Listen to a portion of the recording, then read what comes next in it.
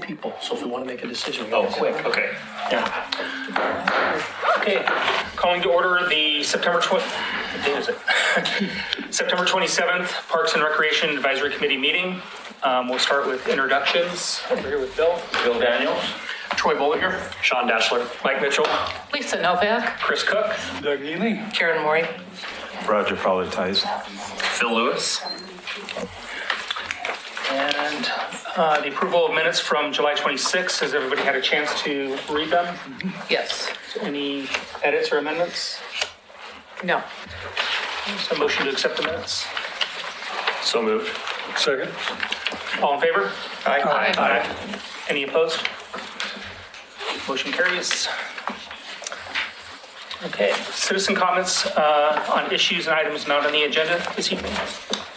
I do not have any comment cards at this time, unless there's anyone in the audience. You had something to say. I want to explain to you the procedure. Thank you, Doug. Well, thank you for letting me squeeze in here and stuff. But I'm Brian Shaw. I think just kind of by myself here tonight, so without being city commissioner. But number one, I want to thank you folks for everything you guys are doing here. I just came from the Parrot Creek Boys Ranch event for recognition of their volunteers and stuff. These are for the boys that get into trouble, but we try to avoid the legal system. So they allow them to try to go through this program here and then get diversion and stuff like that. But what you folks do is try to get them before that. And that's what's important about Parks and Recreation. And I did this for 10 years, so I know what you're kind of going through. And I know that we got hit with a pretty big number last week. And the neat thing about when the commission heard that last week, there's no finger pointing. We jumped in and said, how are we going to fix this? Mike was there. So that's how I think we should operate here, is that we just got to find a fix for it. It's going to be a big one. It's going to be a long one. So there's all kinds of mechanisms to do that we're finding out. But let's all kind of work together and work through that number and stuff. So anyway, just want to say that. Thanks. Thank you. Thanks, Brian. Thank you. Thank you, Brian. For those people in the audience that might not know what we're talking about, it is in fact applying park funding for deferred maintenance. Okay. Looks like we don't have any presentations tonight. Not tonight. Okay. General business. First on the agenda is Charter Parks Ordinance. So I'm going to bring up a PowerPoint. So excuse my... Okay. So we're going to go through the PowerPoint. We do have a couple of citizen comments in regards to this item. So I'll go through the PowerPoint. Maybe we will hear citizen comments, and then we can take a vote by motion if the committee so chooses at that point. Does that sound appropriate? Yes. Great. Let's see.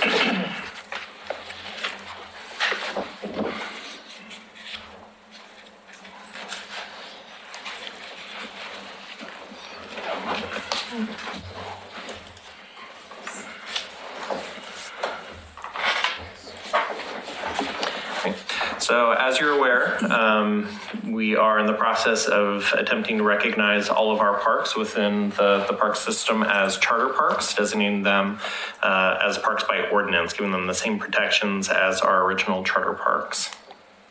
Just to review very quickly, we have Chapter 10 of the Charter, which states that parks are to be used for park purposes only, not to be transferred or sold or used for any other purpose than parks. Parks can be approved by a couple different ways, but if we were to use them again for something other than for our parks, they have to go to a vote of the people. So again, the sale, vacate or otherwise construct anything on the park other than for parks purposes. We have, again, the parks that are listed here, 11 parks that are currently recognized within the charter. And then we have our non-charter designated parks, 36 parks in total within our system. Chapter 10, section 43 lists how parks can additionally be brought into the system and have the same protections as our original charter parks. They can be adopted by the commission by ordinance. They can be accepted as a donation. They can be recognized on plat. So what we are attempting to do with our recognition of parks by ordinance is to clear up any misconceptions, make sure we're recognizing the appropriate boundaries, making sure that the Parks and Recreation Advisory Committee and the City Commission are aligned in our recognition of what is a park, how are we protecting these spaces, and making sure that they're available for future generations. So parks that have been designated as parks by ordinance to date, Abernethy Creek and John Storm Parks in 2003. Just last month, Commission gave final approval, second reading of ordinances for the parks there on the right. And then here are parks that are still needing to be considered for designation. The parks that we'll be looking at tonight include Barclay Hills, Kenema Slope, Ermitinger House, Old Kenema Park, Pioneer Center, Sportcraft, Stafford, and Straight Cemetery. Still to be considered, and staff are working on logistics behind the scenes, McLaughlin Promenade, Mountain View Cemetery, Oak Tree Park, Singer Creek Park. And then the other park that is listed is Dement Park, which we did review at our previous PRAC committee meeting and decided to kind of sideline that for now and look at possibly putting that as a surplus property within our system to designate those funds to go towards acquiring open space in areas that currently are park deficient.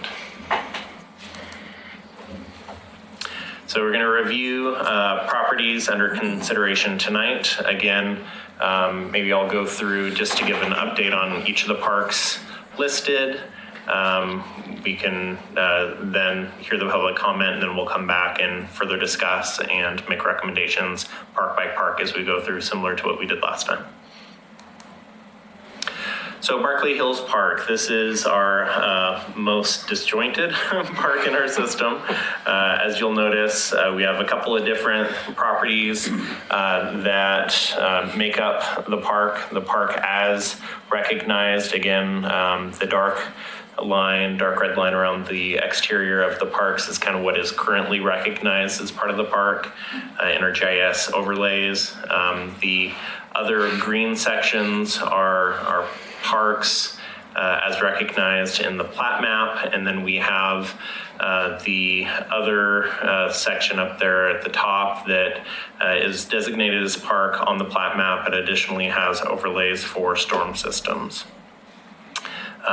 One correction on this map is that there's a little sliver of the section right here that is actually, there was found an error on one of the maps within the county. At one point, there was a designated section for a pump station through Public Works, and then the additional section of the property which was designated as park on the plat map.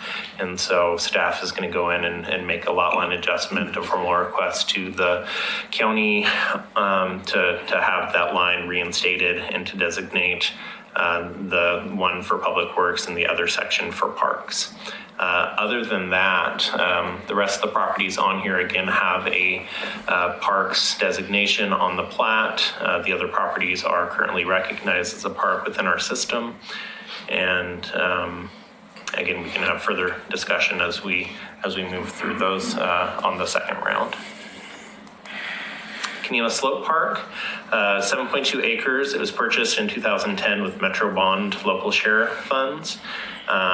It was, it's adjacent to the Metro Kenema properties. There's no mention of the park of a park on the deed at all, but again, it was purchased with local bond shares through Metro for open space. It was originally purchased with SDC funds and then reimbursed with the Metro fund. So obviously meant as a park, but not currently mentioned or recognized either through ordinance or on the deed. Ermitinger House. So there's no mention of the park on the plat or deed for the property. The deed for the house does convey the Ermitinger House structure to the city, so it has a separate deed for the structure and a separate deed for the property. As you're aware, we have invested heavily in that property over the last few years, specifically for the structure at that location, including a very formidable foundation for that site, so I don't see that moving anytime soon, although it has moved quite a few times over its life. Looking at the property, so there is, the property is one large property which extends that entire stretch. So the fire station is there at the top, and then lots 3 and 4, which compile the Ermitinger section of the property. Staff recommendation will be to partition lots 3 and 4 from the remaining tax lot property and designate lots 3 and 4 as a park by ordinance. Old Kenema Park. The deed states the sale of Old Kenema Park site. It was a transfer from the county. The kind of interesting tidbit on this is that there's that little sliver just adjacent to South End and Fifth Avenue, which is officially part of the park. And so we're working with Public Works staff that it doesn't really hold a lot of recreational value, although it is recognized as part of the park. And so looking at if we can do an easement overlay on the park, or if we can if there's a way to officially transition it into public works use as opposed to park use. It is in a slope area. There might be a need sometime in the very near future to do additional support underneath South End Road in order to make sure that South End Road is as secure as possible. We don't envision that, again, that sliver will be useful for recreational purposes into the future, but again, something to consider and to discuss, particularly as it relates to making sure we're doing it in the appropriate way. The yellow piece, sir? Yeah. Oh, yeah. So the yellow piece is, I believe, streets. So each of the images that are there were done by our GIS department, and they color-coded each of the city-owned property lots. The yellow, I believe, is streets designated, which was most likely purchased for the same reason as we're looking at possibly using that sliver piece to reinforce the South End Road. Pioneer Center. So the deed for Block 62 states the property to forever be used as recreational and or educational and or civic purposes.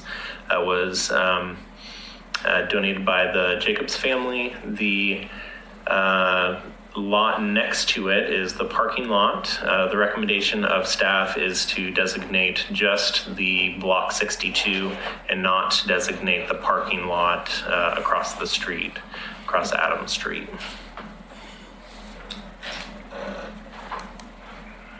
Sportcraft Landing. There is no mention of park on the plat or deed. We have pretty specific information on this as it relates to surveys. As you're aware, we currently have in November a vote to the people to use a portion of it for the I-205 project.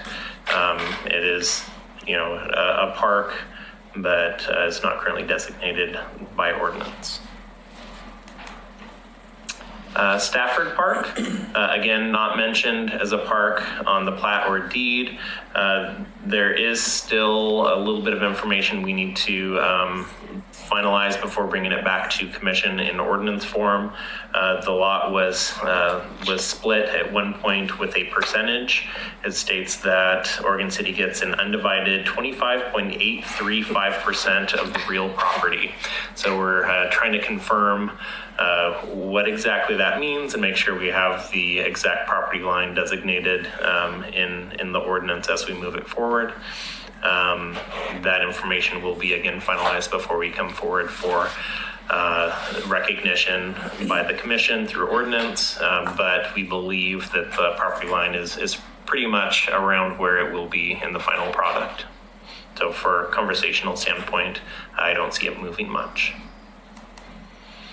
And the last one we're going to discuss is Straight Cemetery.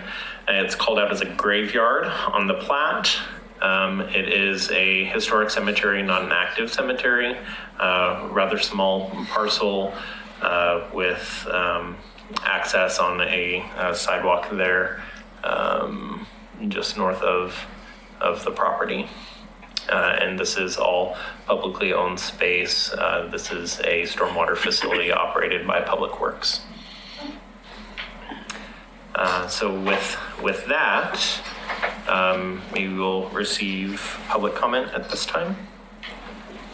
I do have two members of the community, Jesse and Rita.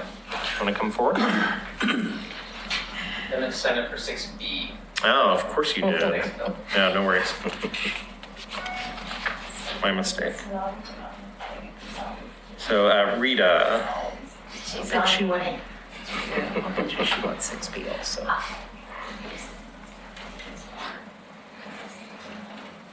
I know a lot of you. My name's Rita Mills, and we bought our home 60 years ago in April this year, so I've been around a long time. My reason for addressing this group is that I feel the importance of Lower Waterboard Park being a park is so important for our community. It's important for especially young families to have a place where their children and they can walk to the park. And right now in this lower area, which it used to have Morse Park space at the library, now it only has a spray pool and the playground equipment, no picnic tables. And part of the fun of having a park is having a family picnic, especially with kids. And so if that becomes a park again, it'll be on the lower level. Also, we're working in Oregon City, the city is, to provide some more affordable housing. And the area where Waterboard Park is has some older homes that might be repairable or saleable and affordable for young families. And they need a park. So unless you have something you want to say to me, that's pretty much what I have in mind. Thank you. Thank you. Thank you, Rita. Phil, can you go back to the slide that has the list? Yes.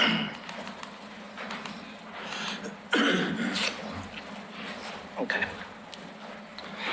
Phil, just clarify an assumption that the red lines are what the proposed ordinance would be on any of those. The red lines are the currently recognized boundaries of the park in our GIS overlay. So they don't necessarily recognize the suggested or recommended boundaries. But we can go through map by map as we move through, and I can clarify the assumptions. Okay, let's go. Okay. So Berkeley Hills Park, again, so the red line is the current identified park boundary within the park. Staff recommendation is to recognize all of the areas in green, as well as recognize the areas that have designated on the plat map as being parks for park purposes. So what is So that's the purple point? part. What is the Correct, point so of the including upper the sections up here. portion that isn't improved, that's separate from everything? You mean these Keep sections going over here? to my left. No, To your left? the Applegate Terrace piece, yeah.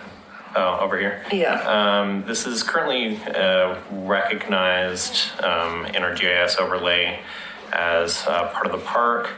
And additionally, this little sliver, and I don't know the purpose of the purchase, but we did purchase that little sliver at one point using Park SDC funds. But do we really, that's a slope, right? It is. Yep. Why give a slope charter protection when you've got a developed park and developable I'm having a flat? hard time hearing you, Karen. Oh, sorry, I'm questioning why we want to include that slope area in, as a part of a charter park. That the primary park that's actually now developed and has play equipment and stuff on it, to me is a park and needs to be protected as a park, but I'm not sure we need charter protection for a steep slope. Well, we could make that argument for Waterford Park.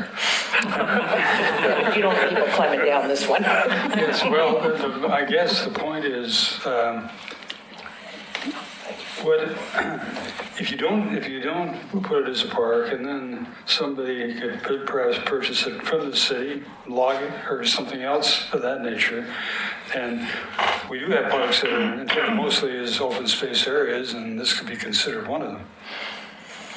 I would also argue that a park, in my mind, isn't just a flat piece of land. It's a natural area or a wooded area. I know my kids like to play or walk through wooded areas, whether it's sloped or not, and discover new things. I agree with Chris, I concur. And I think any park, any space that we have available that could be designated as a park should be. I understand the benefit of making it a charter park is for protection of the park, but what's the downside? What restriction does it then place once you designate it as part of the charter? So any park as designated by park ordinance would have the same protections as a charter park, which means that any property would not be able to be used for other purposes. So we could not install cell towers on park property. We cannot build a roadway that does not service the park on park property. We cannot build townhomes. So if we ever wanted to do that, what would be the process to take it out of the charter? We'd have to go to a vote. A vote. Mm-hmm. So it can't be undone. It's just a little bit of a process. Yeah, and I think that gives it has to be at that point then used for its highest and best use, recognizing just a little bit extra of does this really make sense? Does the public support this? Once we use parkland for non-park purposes, you don't ever really get it back, and so making sure that there's a little thought process in it. Okay, so that may be a reason to leave it out of a charter. Maybe not this one, but just in general, to leave something out of the charter was for the thought of what do we want to use it for in the future, and not have to go through that difficult process to get that. Mm-hmm. Potentially. Yep. And again, I'm not talking specifically about this, but just in general. Mm-hmm. Okay.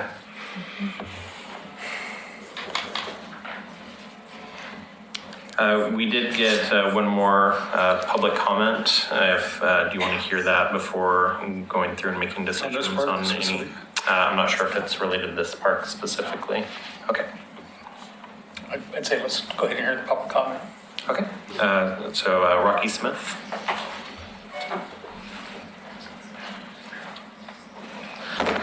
Rocky Smith, resident of Oregon City. More of a comment to look out for on the maps. The map of the Ermitanger House, which is 2 lots, 3 and 4. If lot 3 is part of the park, which is technically parking lot for the fire station, I see a difference I see a similarity between that and the parking lot at the Pioneer Center. I'm not sure why we're not being consistent with that. If the Pioneer Center is this park, but the parking lot across the street is not, then what's the difference here?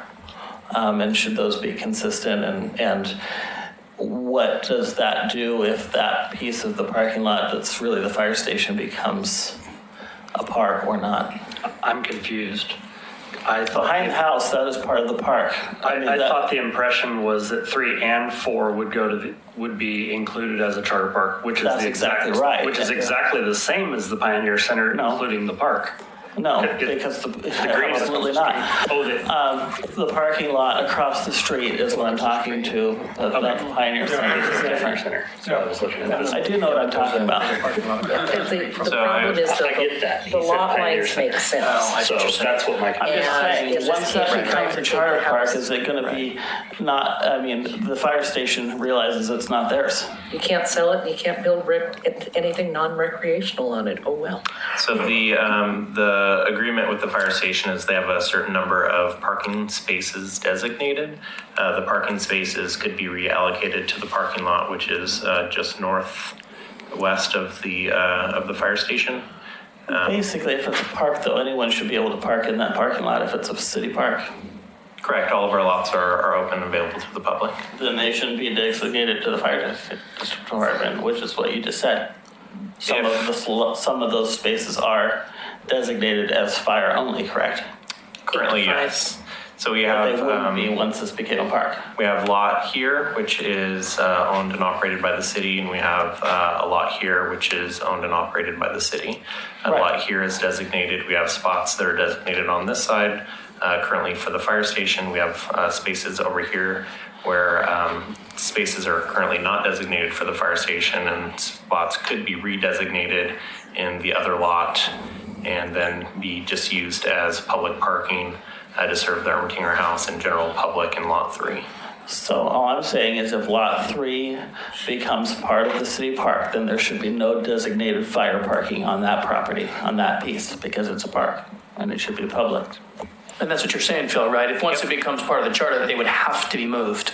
We could have that conversation with them, yep. The other part of the solution is, though, there's plenty of fractionalized lots in the McLaughlin neighborhood. Pull the lot line back to the edge of the property where the house is. So basically what you're losing here is your new heating and cooling. Karen, could you speak in that microphone? Oh, doing it again. From the lot line, from what I think I'm looking at, you're losing kind of your new heating and cooling in part of the back of the building. But if you fractionalized the lot and pulled the line to the edge of the property, that would solve the problem. Yeah, and part of the conversation we had internally was to, by using all of lot 3 and 4, one of the challenges for the Ermatinger House to make it successful long term is the not a lot of ability for external or exterior use of the property.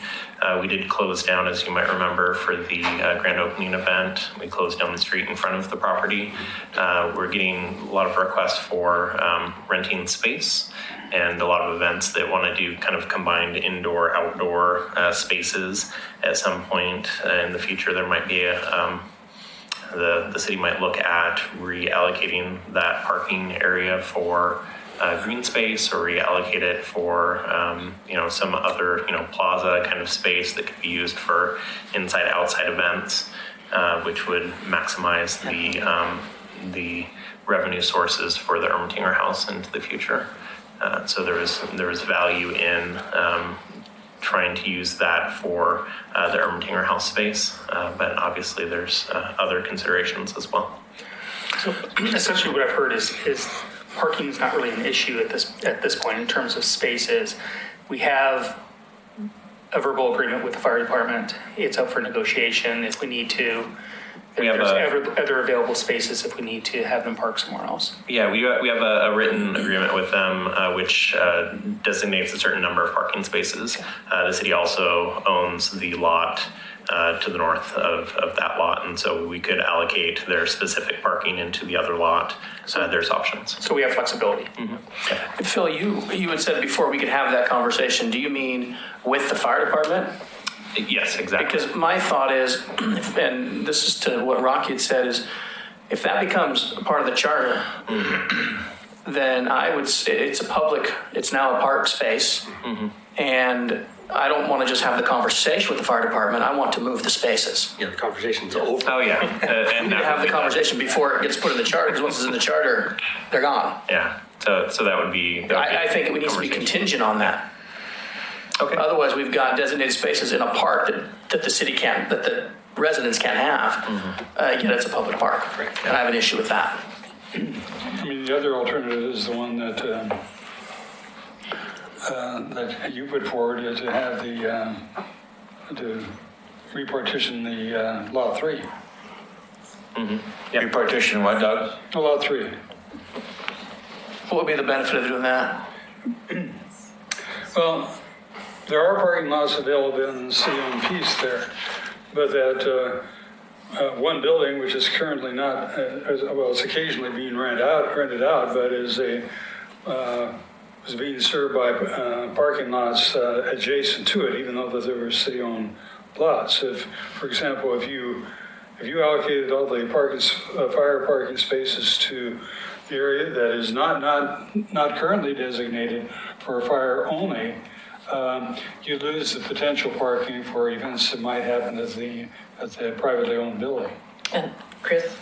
But you could put hours on there for parking for a fire or for emergency use if it's over, I mean, generally they have more spaces than they typically use in a day.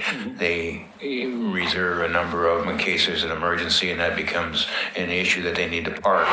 But I think that could easily be solved on that non-park property by just putting hours on that or restrictions of some sort that they could agree to.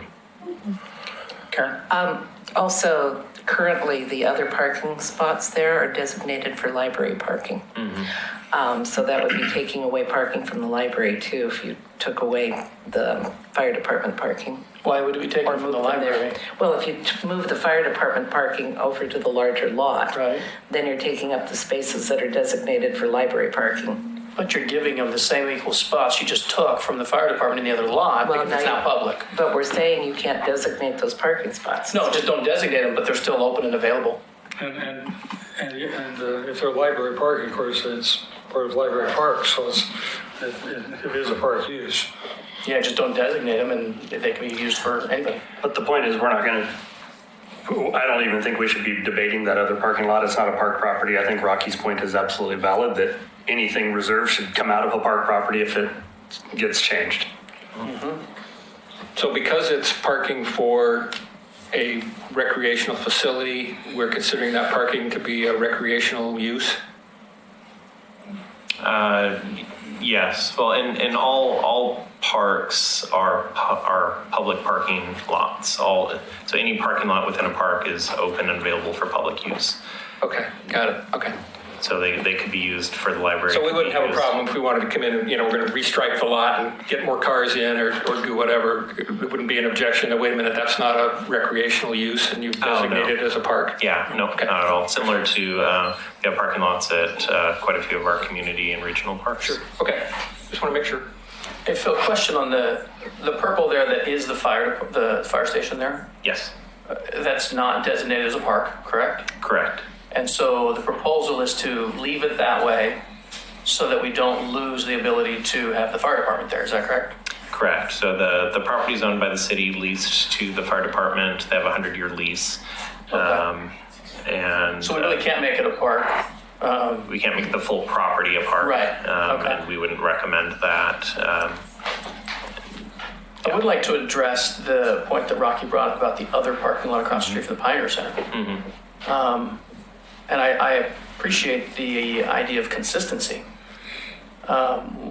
Is there a reason that that's not currently proposed to be considered part of the charter? So we do have parking within the block 62, and so you'll see the in my arrow. There we go. So we do have parking in this general area for the Pioneer Center. That's part of the block. It's not congruent to the other property. We did have conversation as a staff whether or not it needed to be designated for protection. It would not sever the primary use of the Pioneer Center if that was not designated specifically for parks use. If something else went in its place, there would still be the ability to use the center for its primary purpose. And staff didn't see that as an immediate need. What's the designation of that parking lot across the street at this point? It's for Public, or is it just public parking? it's for the Pioneer Center specifically.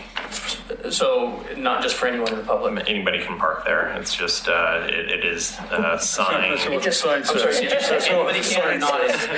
It's signed for the Pioneer Center, but it is a public parking lot similar to our other public parking lots. So it really is open to anybody, is what you're saying? Yes, yes. And so would there be a downside of designating it as part of the charter for the same reason?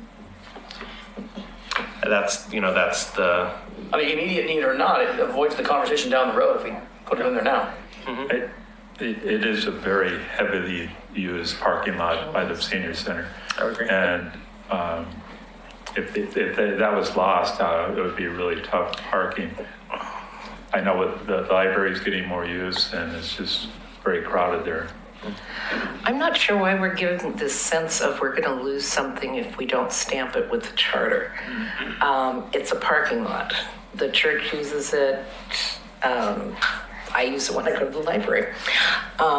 We're not giving anything away. We're not losing anything by not adding it as a charter piece of property. And I don't see why a non-adjacent parking lot would need to have charter protection.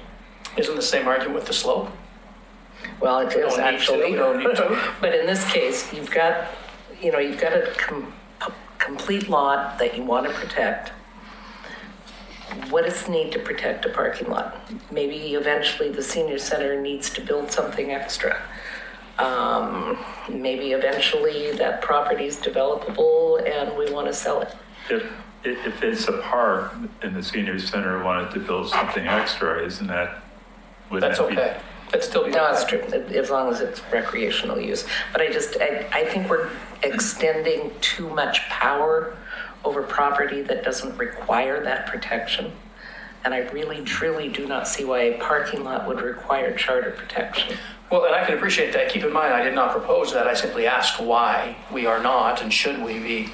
But I think your argument's valid. I think it's also the same argument for the slope. Why protect that? I think it's the same I have argument. no argument with that argument. Fair enough. The only thing I want to make sure is that it's very heavily used by the people that frequent the Pioneer Center, and a lot of them have disabilities, and it's an easy place for them to park. And we don't envision it changing its current use in the near future or even in the extended future. And if BRAC is interested in affording it the same protections, we can definitely move forward in that way. It just, again, it wasn't the primary recreational use as lot 62 is, block 62.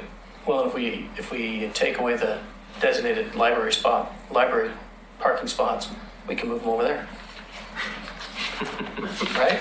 The library is very popular. I think, as Karen stated, we do have users that park in that I don't think area. they need designated spots. If public parking is public parking.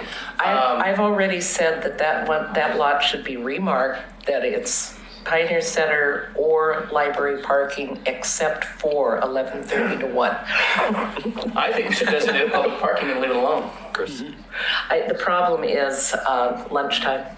It's most heavily used during the lunchtime. Yeah.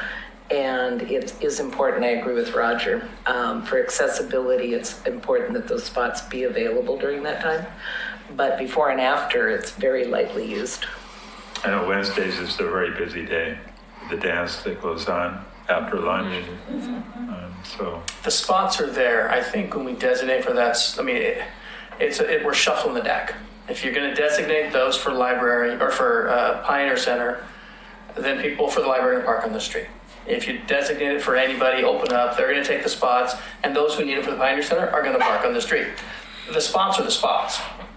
I say if it's public parking, it's public parking. Let everybody use it the way they need to use it. I live across the street from the Pioneer Center.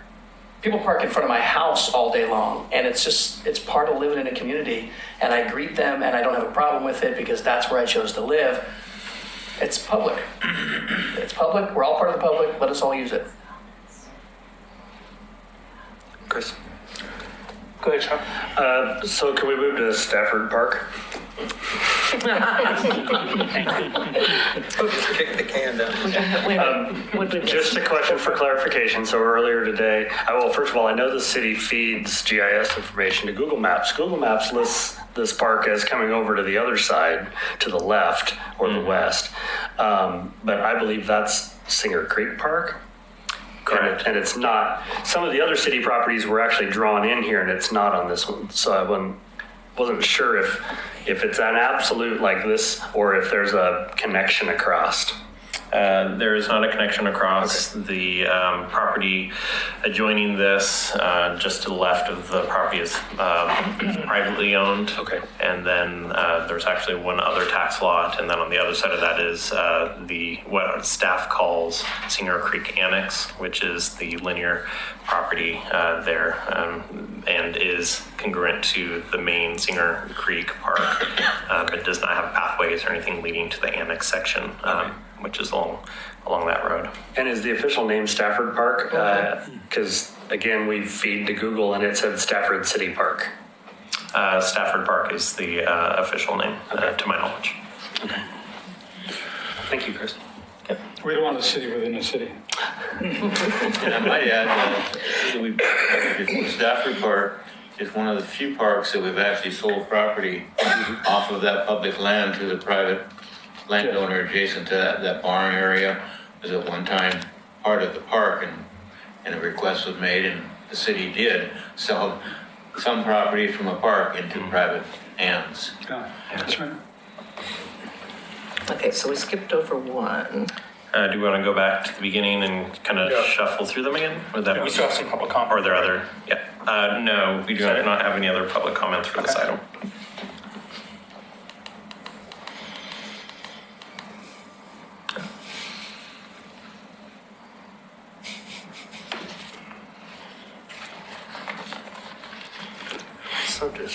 So do we want to handle these individually or? Yes. So I would like to take a vote on each of the parks individually as we move forward. Again, I want to make sure I know what we're voting on. We're voting, in this case, on the green area and the purple area. Correct. Yes. And the red line is what's designated now on the GIS? Correct. Okay, all right. One question I had, Phil, where the pump house area needs to be redrawn, Yes. is there going to be any kind of pathway or easement back in off that street to the park area? Back into the street right here specifically. Well, from that street back into the park area. Walking. Otherwise, they have to drive all the way around to get to the green or to the purple easement area. over here.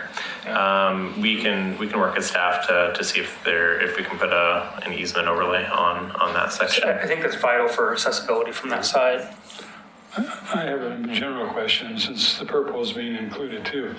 Does any of this abut to the Metro open space purchases, or do you know? The section to the north, I believe, is privately owned. I don't believe, but I can pull that up really quick if there's continued conversation. Because it can't be over here. Over here. It's really funky. It's over here. I know generally where it is. I mean, Shaw Spades owns the land up here, and it may be she may own that rest of the segment, but I'm curious whether there's any abutment. Doesn't look like it. Well, we don't know where the boundary is yet until he pulls up the map. Yeah, but everything. I'm talking about up here, the upper portion. I'm not talking about the houses.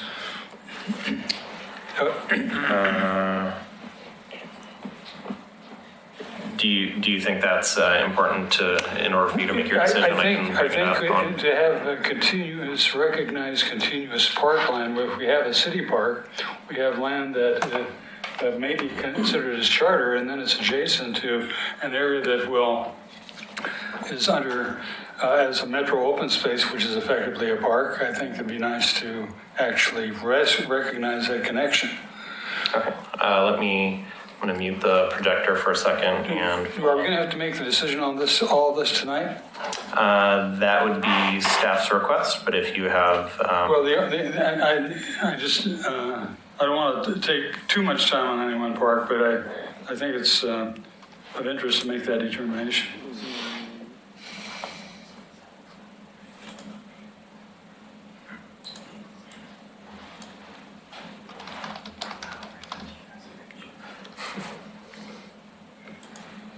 Getting a Microsoft commercial this week.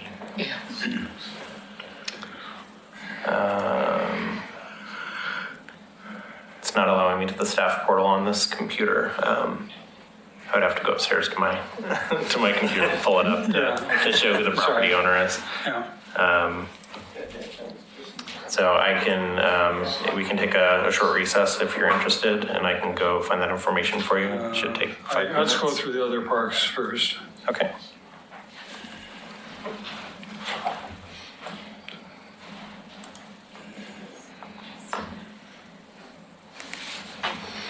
Keem Slope Park.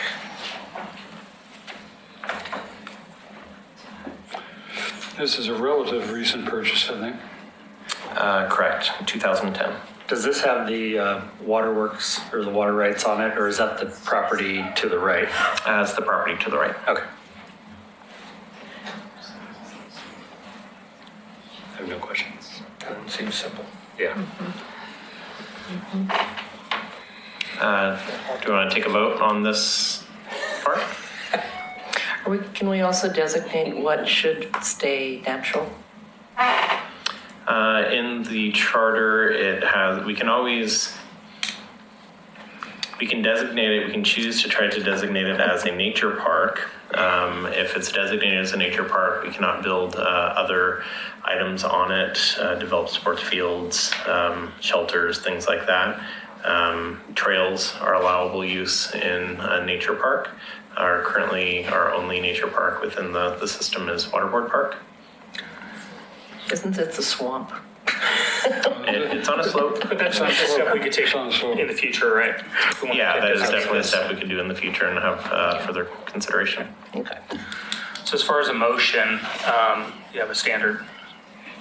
verbiage you want to Just use? if we have a first to accept this and make a formal recommendation to the city commission to adopt this as a charter park by ordinance.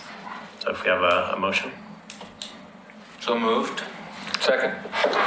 All in favor? Oh, Aye. we do need to take a no. roll. I'm sorry.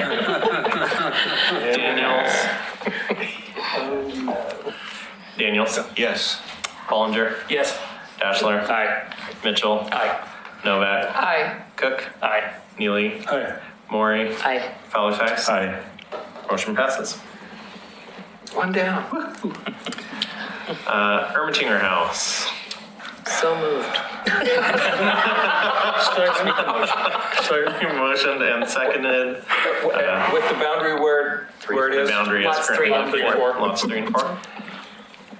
I'm going back to Rocky's consistency thing. I think he's right. Why are we designating a parking lot here and not over there? I'm not saying which is right, but it just seems not consistent. Well, isn't the answer to that because we need to include the rest of the building? Which is why we discussed. Unless we do a lot line. Yeah, Right. so part of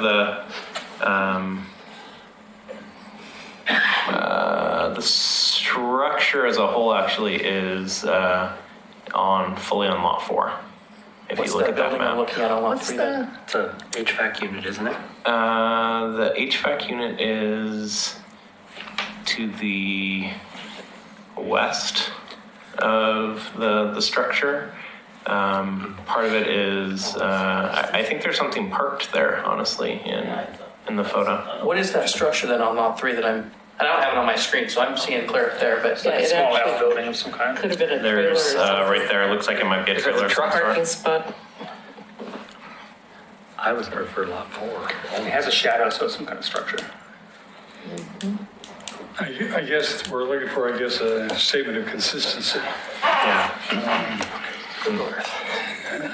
I think If the lot itself is just a parking lot, do we just want to do lot 4? That would be my preference. Well, I think the consistency piece is that we have parking on other parks in order to allow off-street parking for users of those facilities, and so The consistency can go the other way in terms of the property across from Pioneer It could, Center. yep. Very much and could. So that may be the way we want to do that piece of consistency. yeah. So if that's the piece that you're hanging up on, staff's position is that we would definitely want to make sure we reserve park space, parking for the Ermatinger House as part of the recommendation. If the consistency piece is something that is troublesome, then maybe we look at that same consistency for the Pioneer Center. Say that again. If we're going to make them both parking lots parks, your recommendation is that each of them have designated parking for the facility that they're intended for? Is that what you're That saying? we designate them both as part of the park, as it were, for park use, as opposed to taking away the dedicated parking or park use for the Ermatinger House specifically. So since we're going to leave parking, so you're saying, I just want to understand, if we do lot 3 and 4, that will include the parking lot, but you're suggesting then we designate some parking in there for the Ermatinger House? No, just that we adopt lots 3 and 4 as the Ermatinger House as a charter park, which then would allow. I'm willing to make that motion because I think we're really talking about another park, which is the Pioneer Center down the road. I think we can certainly should all agree that this should be. One should be contingent on the other. I agree. I'm sorry, Chris. One should not be contingent on the other. I think we need to focus on lots 3 and 4 here. I make a motion, if I may. Well, before we make a motion, I'd like to get my question answered. With a discussion. Okay. And I'm looking for a second, but I would make a motion that we have a motion standing on the table. So if there's a motion that's different than the current motion, we need to either vote on or have further discussion after this to see if we want to. So if I don't recall who made the original motion. If there's still discussion going on, it can be done after the motion, and we can actually. So you want to vote accept against the second motion? I mean, if the discussion doesn't clarify the concerns, then we can pursue. Either amendment could be made to the motion, or internally, or the motion fails. The most recent motion on the floor is to accept lots 3 and 4 as a charter park. And I will second it for discussion. Okay. Is there any further discussion on it before we vote? Yes, I just want to make sure I understand. And I think Sean cleared it up for me, but just to make sure I understand what's going on is you're suggesting, Phil, that if we include lots 3 and 4 as part of the charter for the purpose of consistency with the parking lot, that we then also look at the parking lot across from the Pioneer Center for the same reason. Is that what you're saying? We can do that. If that is the concern of this group, that would be my recommendation as staff, because I believe lot 3 did and 4 I is hear you important. correctly or incorrectly that you're also suggesting we designate each of those as appropriate parking for their facilities? No, Did not we make that just- recommendation? No. Okay, I understand it. Are we ready to vote on the motion? Yeah. Yes. Okay. So we have a first and second to recognize lots 3 and 4 as a charter park by ordinance as the Ermatinger House. Daniels? Aye. Bollinger? Aye. Dashler? Aye. Mitchell? Aye. Novak? Aye. Cook? Aye. Neely? Aye. Maury? Aye. Fowler Tice? Aye. Motion passes.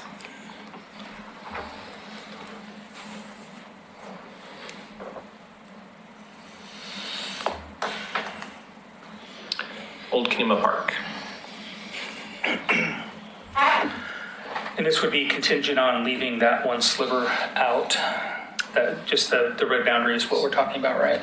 Yeah, so I think if there's some flexibility within this group's recommendation, staff still need to confirm whether or not we can not include the sliver piece as it was designated as part of the park as for the deed as the full regular section of the park.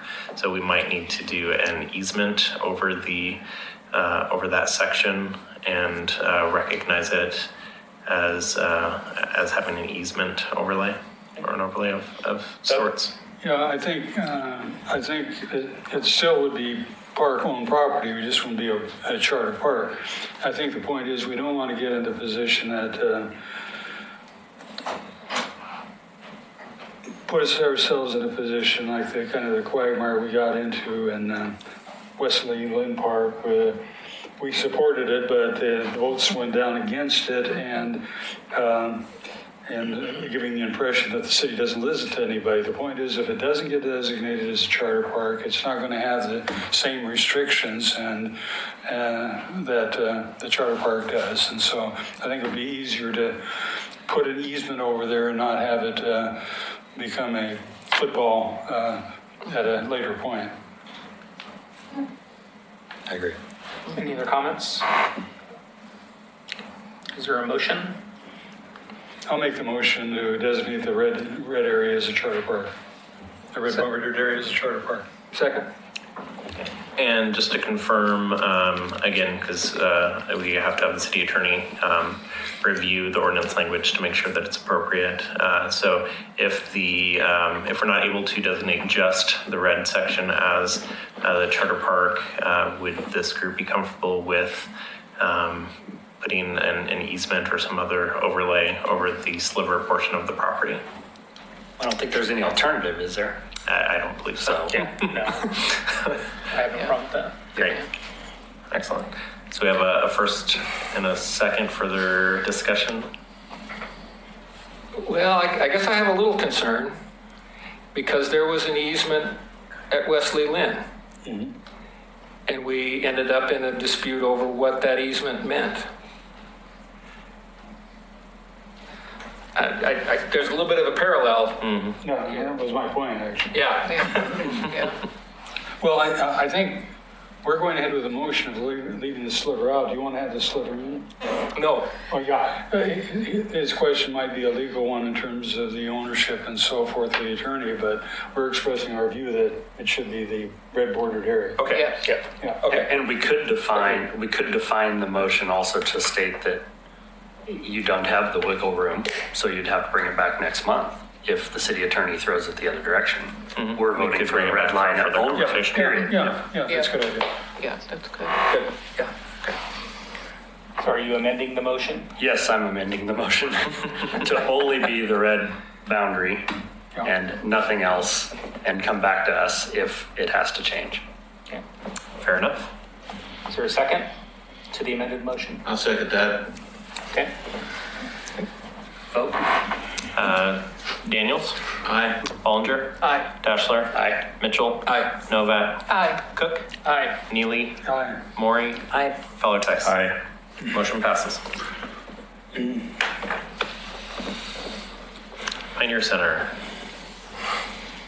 I'd really like to hear Roger on this point in terms of the parking lot and everything. You're the representative, and I think what you say will probably mean a lot to me, but Well, like I said before, I think this depended upon, like I think someone said between the hours of 1 after 1.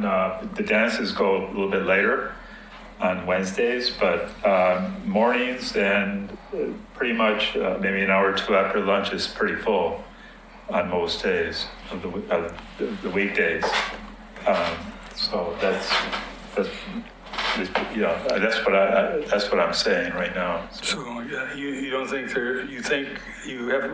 you don't think we need to include that as a part of the charter park? Am I hearing you correctly? Well, it depends what would happen to it down the road. That's all. If it'll maintain its charter position unless the voters voted to change, If we include it. if we include it.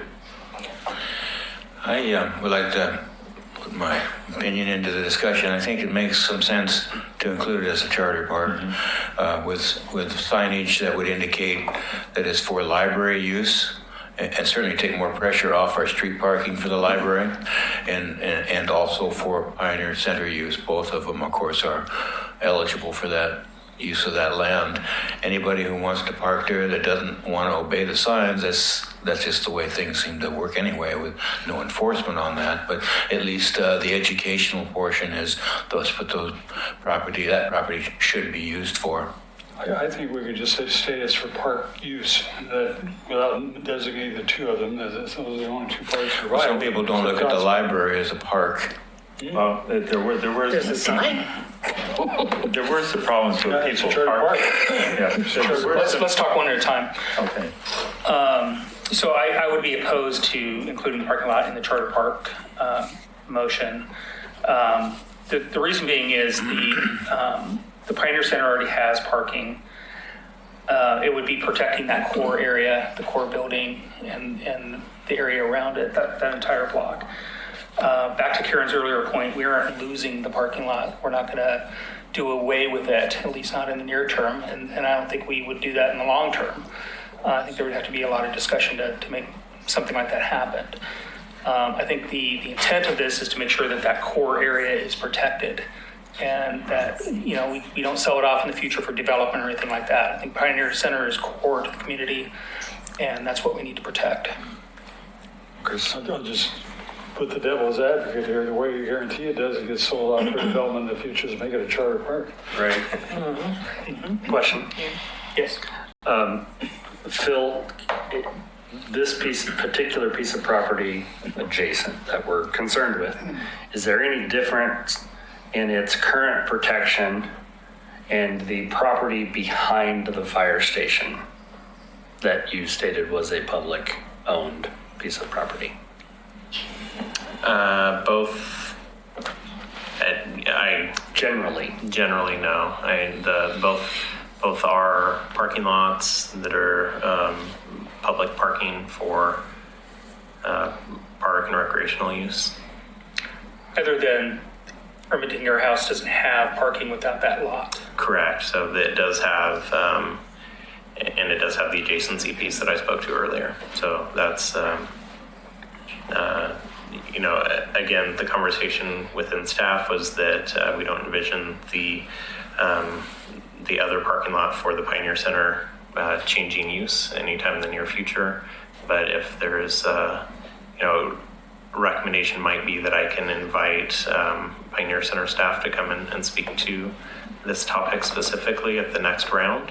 So maybe we sideline this park specifically until the next grouping, and I can invite Kathy or Denise to come and speak on behalf of the Pioneer Center use and the use of the adjacent parking lot. Why don't we just try a vote? Make the motion. I move that the red outlined area be recommended to the commission as an inclusion as a charter park. Will that do it? By ordinance, yes. By ordinance. I'll second. Okay. The red area is what you said. Yes. Okay, I'm going to make a parking lot exclusive. So we have a motion and a second vote. Unless there's any further discussion. I have a question. Currently, I know it's being used for Pioneer Center, and I could almost walk over there while you run up to your computer, but are there signs in there that says Pioneer Center parking? Yes. Yes. Okay. Well, Sean had a good point that it's not, he doesn't see it as the same park because it's across the street. I would argue two things. If it's designated for Pioneer Center parking, then I would suggest it is part of the same park. However, I say remove all the signs and let everybody park there who wants to park there because it's a city property and there's no reason why we should kick anybody out. I think the issue Which is a different motion, I understand. Yeah, this is a whole separate conversation. Okay, so I think we need to vote on the current motion that we have. So we have a motion to recognize Block 62, the red section of the Pioneer Center, as a park by ordinance. I'm going to make an amendment to the motion. The amendment being that at a later date, we do invite Denise and Kathy to come in and discuss this issue. And at one point, we may want to reconsider but I don't see for holding up the motion on that board. So my amendment is to invite Denise and Kathy at a later date to discuss the use. I agree in And what would that add to the, whether it should be part of the charter or not? Well, we might come back and ask it to be part of the charter park at a later date. We're not designating all the parks today. And so that could go on. But to that point, you can include this in another discussion as a charter park. But now I'm simply requesting that we as an amendment, that we invite them to discuss the potential future designation of that park and let the motion go ahead as it is for the red area. I think we also might include our librarian in that discussion. Sure. Because that should be, as I mentioned before, for park/recreation use would be the library as well as the senior center, I shouldn't call it Pioneer Community Center. Now, we can vote for the amendment separately or including I would like to have it as part of the motion. We do have, so the timing right now for bringing these forward to the city commission is scheduled for the beginning of November. We do have one more PrAC meeting scheduled before the city commission meeting.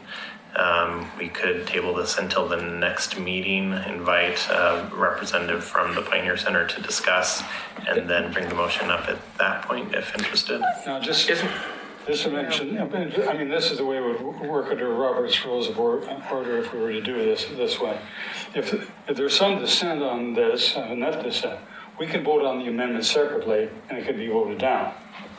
So if there's not been a second to the amendment. I seconded your amendment. And the amendment is to invite them? Yes, it's a simple amendment. Can't we just do that? Yeah, we can, but it makes me more comfortable voting for it. Okay, so time out.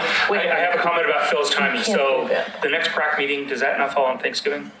No, next PrAC meeting is the end of October. Oh, end of October, okay. Yeah, and then the city commission meeting that we have this scheduled to go before the commission. Is that your Halloween? Is that your Halloween? It is near Halloween. Okay, so the entire discussion we're having is over signing a parking lot. It has nothing to do really with what we're voting on. Sure it does. I think it does. Karen. Absolutely. To some, yeah. I'm still confused. What is the downside to making that a charter area? So we've had protection for recreation related parking on both those facilities. I'll bring up an argument against making it a charter park. There's a bigger conversation going on citywide in terms of night and weekend parking on private lots and on city-owned lots. And if we designate that as a park, a charter park, and Pioneer Center parking, I think we're going to have a hard time allowing night and weekend parking for special events, like we want to do with the City Hall parking lot, or at least it's under discussion to do with the City Hall parking lot. So that leaves us the flexibility to include that in the bigger night and weekend parking discussion, which is going to get really big as Willamette Falls project comes online. And it just keeps us with some flexibility. Well, my amendment has not had a second. I've seconded it twice. Oh, you seconded it twice. I think this makes So three. can you restate your motion? To invite Kathy, Denise, and Maureen Cole to the next meeting to discuss the potential of including this as part of the charter park. They are always welcome to provide public comment, but I wonder what their comments as part of the agenda will help us decide if it should be a charter park or not. Well, Because we're not discussing who should be able to park there. Hang on. We're not discussing who should be able to park there. We're not discussing signage. We're not discussing use. We're discussing charter, and I don't know what they're going to add to the discussion. However, they're welcome to come as public as well. We have a motion that's been seconded, so it's going to be voted on as amendment. Okay. It's been done. And we're doing the discussion now. Now, I'm going to respond to your question. Okay. We would have the opportunity, should we do so, and they come at the next meeting, to then vote to include this at the next meeting.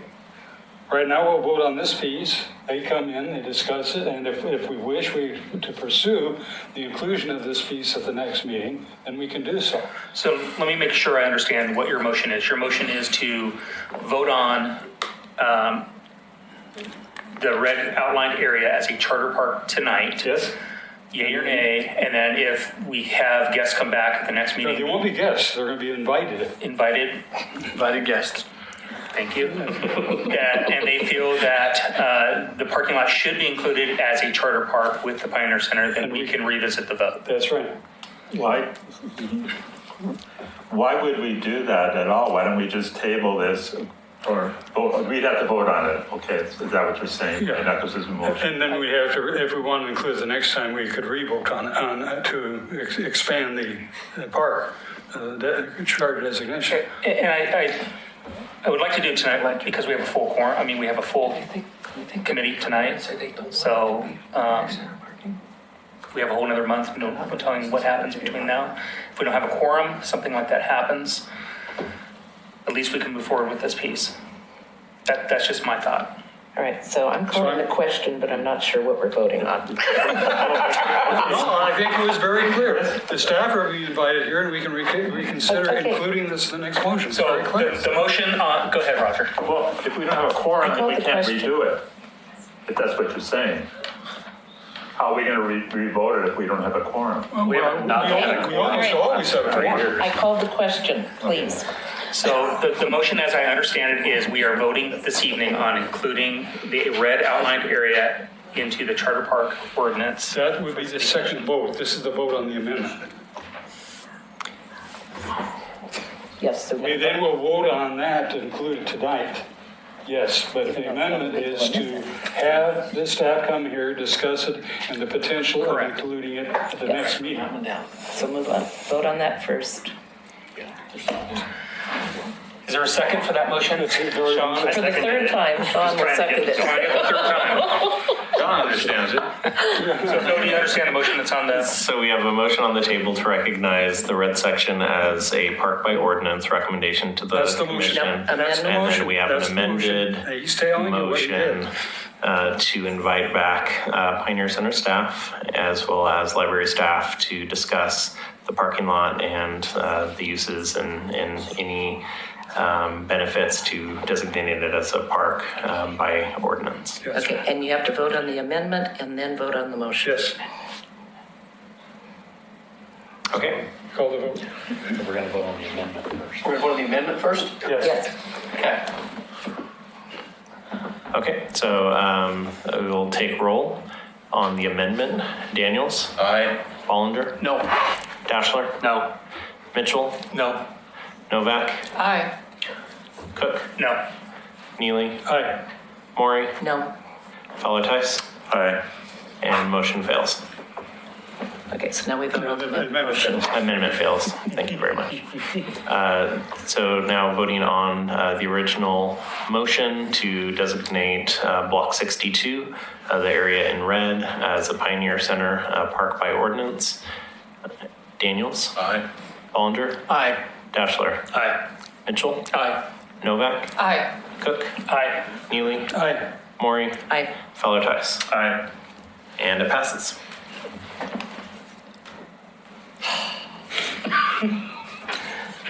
Aye. Next one. Good discussion. Sportcraft Landing. It's a parking lot.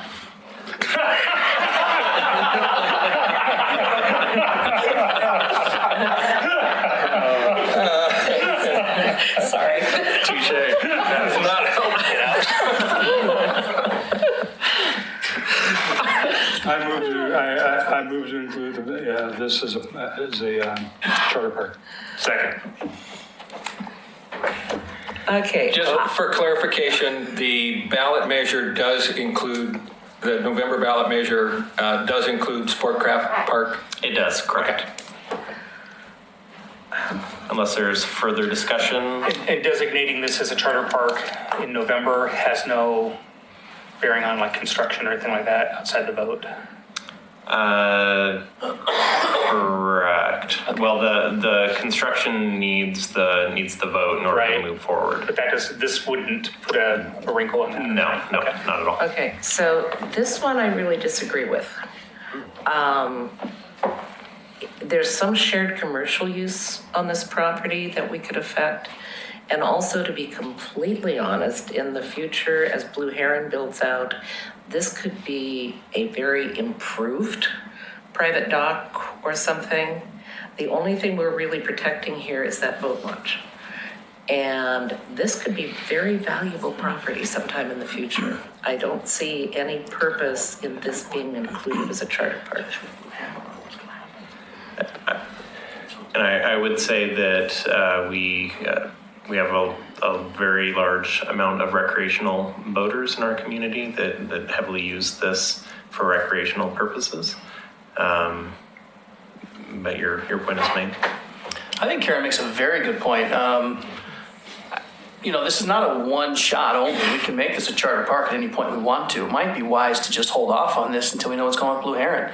See if that's going to be needed, used, what's going to change, and have this discussion, even if it's only on this park by itself at a later date. I think it makes a lot of sense. And what happens with the master plan that we've been talking about? Mm-hmm. Oh, yeah. We could potentially be restricting ourselves well beyond what we want to be restricted. My argument exactly. You want to withdraw the motion? Are there any? Well, it's been seconded. Well, we'll just go ahead and vote on it from my standpoint, but a little bit more discussion. I'd like to give some thought. I hate to think of the notion of a municipality, in this case our city, giving up in the future waterfront property. And the charter does essentially protect it. From my standpoint, the Riverwalk will be part of the park system. I mean, whether it belongs to it ends up being under the Parks and Rec or not, I think it will ultimately, it's going to be a public facility, regardless of the system. And if we don't protect it in this way, you might have some commission that's going to say, well, let's build a bunch of high rises right there and block the view of the river. I just hate to lose property that the city owns on the riverfront to potential private use of it in the future. And this would protect it. It would protect it unless the public said, no, there's a better use for it than the park in the future, and vote on it. I'm trying to figure out the downside again on not including this as a charter park. I missed that argument. Having to go to a vote to have the charter designation taken off. And why would we lose on that? Because of what's been going on at Wesley Lynn. It's just past history. They don't pass. And I would just one key point to consider. It's my understanding that land and water conservation funds have been used on the site for previous grant cycles, which typically requires a open space easement in perpetuity that's not to be used for other purposes. I can follow up on that to see if there's any other wiggle room. You're in the greenway, which is going to limit development anyway. You couldn't build high rises there because you're too close to the river. So there's some protection built in due to the fact that probably, a good portion of that property's in the greenway. Can we vote on it and table it and just bring it back next month? Because you can confirm that. For example, if those things are there, there's no reason not to include it. And we do have one public comment if the chair so chooses. I realize we're a little beyond public comment time, but sure. May I ask one other question about when the state is going to use part of that property in building or the building Temporarily, out? right? Temporarily, yeah. And would that affect our ability to negotiate with them on if it's not a charter park as opposed to a charter park, as far as that's not a usage of recreation? That's why it's going to a vote of the people, is that because the city currently recognizes it as a park and as such has value and needs to go to a vote of the people. I think in terms, you were talking about the expansion of the freeway there. Don't they issue construction easements for the purpose of construction, but that's not a permanent easement? There will be a construction easement, and then there is a permanent subsurface easement and a permanent overhead easement. But the actual property that you stand on will not be affected. Yeah. Okay. Any other comments from the committee? Jesse, do you have a comment? Thank you. Regarding Sportcraft Landing, Jesse Buss, resident of Oregon City. I want to point out that I think it would put the city in an awkward position to not designate this as a charter park because it's already being sent to the voters as if it is a charter park. You wouldn't need to go to a vote of the people unless it was protected by the charter. So it would maybe look a little bit strange to send it to a vote of the people and then decide not to actually designate it. I just want to point out that inconsistency. So I'd support designating it under the charter for that reason.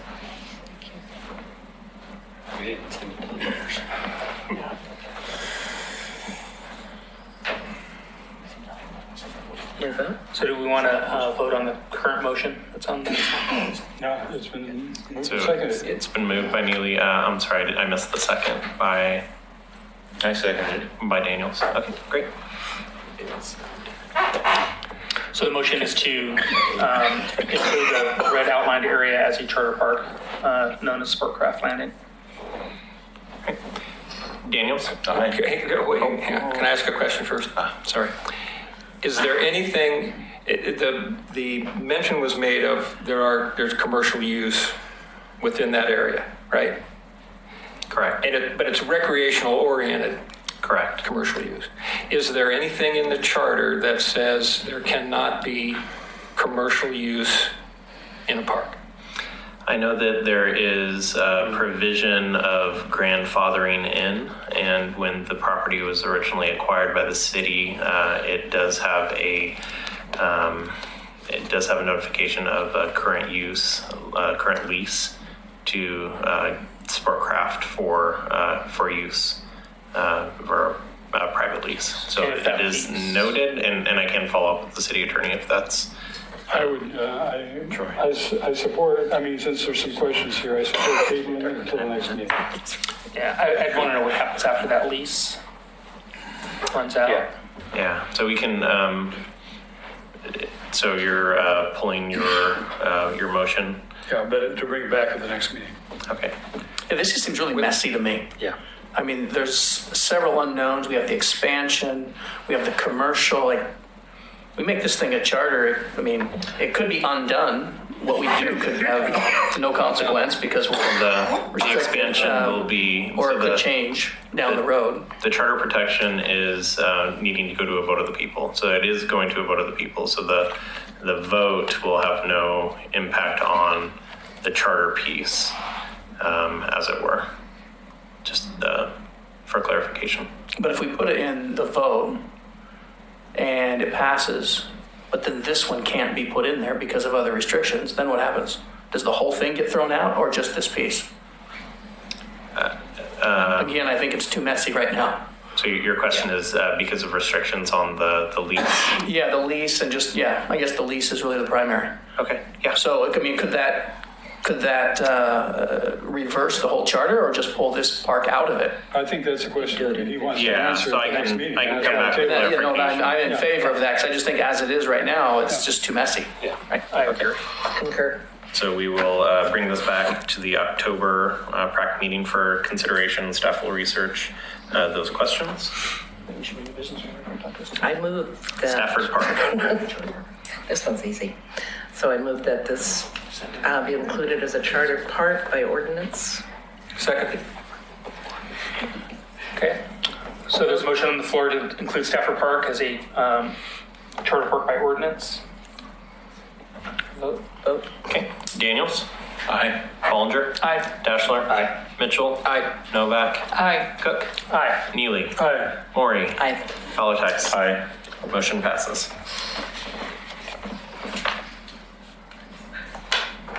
Straight Cemetery. I move that Straight Cemetery be included as a charter park by ordinance. I'll second. So just for clarification, the sidewalk that leads to it is not, Is that right an of way. easement? It's right of way. Right away, okay. Motion is to include it. So unless there's further discussion, take a vote. Daniels? Aye. Bollinger? Aye. Dashler? Aye. Mitchell? Aye. Novak? Aye. Cook? Aye. Neely? Aye. Maury? Aye. Valentine? Aye. Motion passes. Thank you. If you want to go back, actually, if we can take about a 10-minute recess and then go back to Barkley Hills before we stop completely. I have an answer for that question. Oh, in terms of the metro? Yeah. So 10-minute recess. Okay, so the purple chart is here.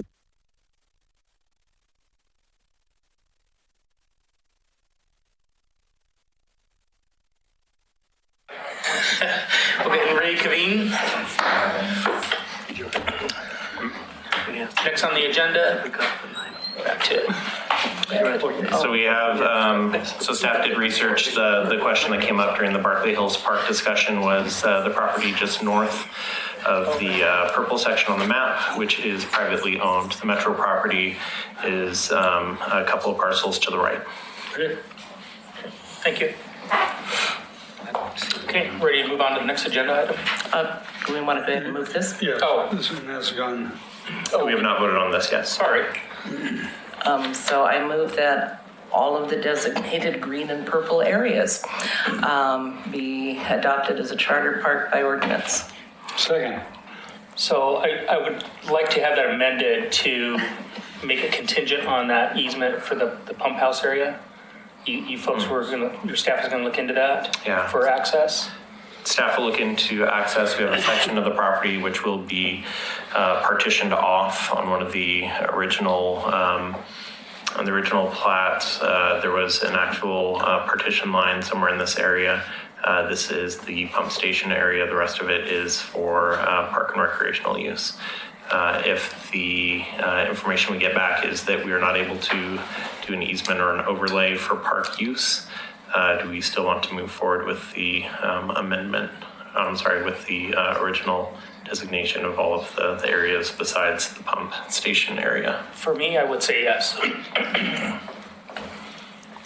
I have a question then. So if we can't get the easement, then access was good. How would we have access to that? Or how do we have access now, I guess, is probably the same way. That pedestrian easement on the right side.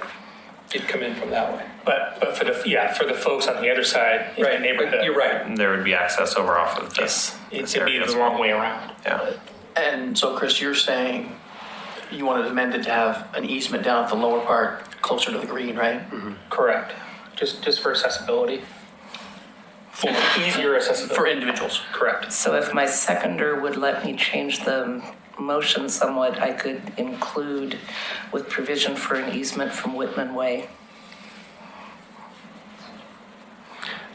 Why do we need an easement? I mean, if it's park, but I think I'm missing something. So if All I'm saying is it's hard to tell with that yellow call out there. Yeah, so let me try to clarify. So since this image was created, we found out just this week that there was, as we were doing the due diligence on the back end at the county office. So it's an easement across the public works piece. Correct. Yeah, so there's currently a public Visually, works. Otherwise, it would be blocked off and there would be no access. Right.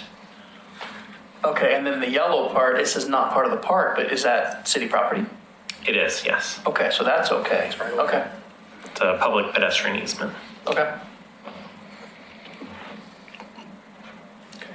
Did you want to go ahead and? I restated it. So does the seconder Does my agree? seconder agree? Does the seconder agree? You did the second?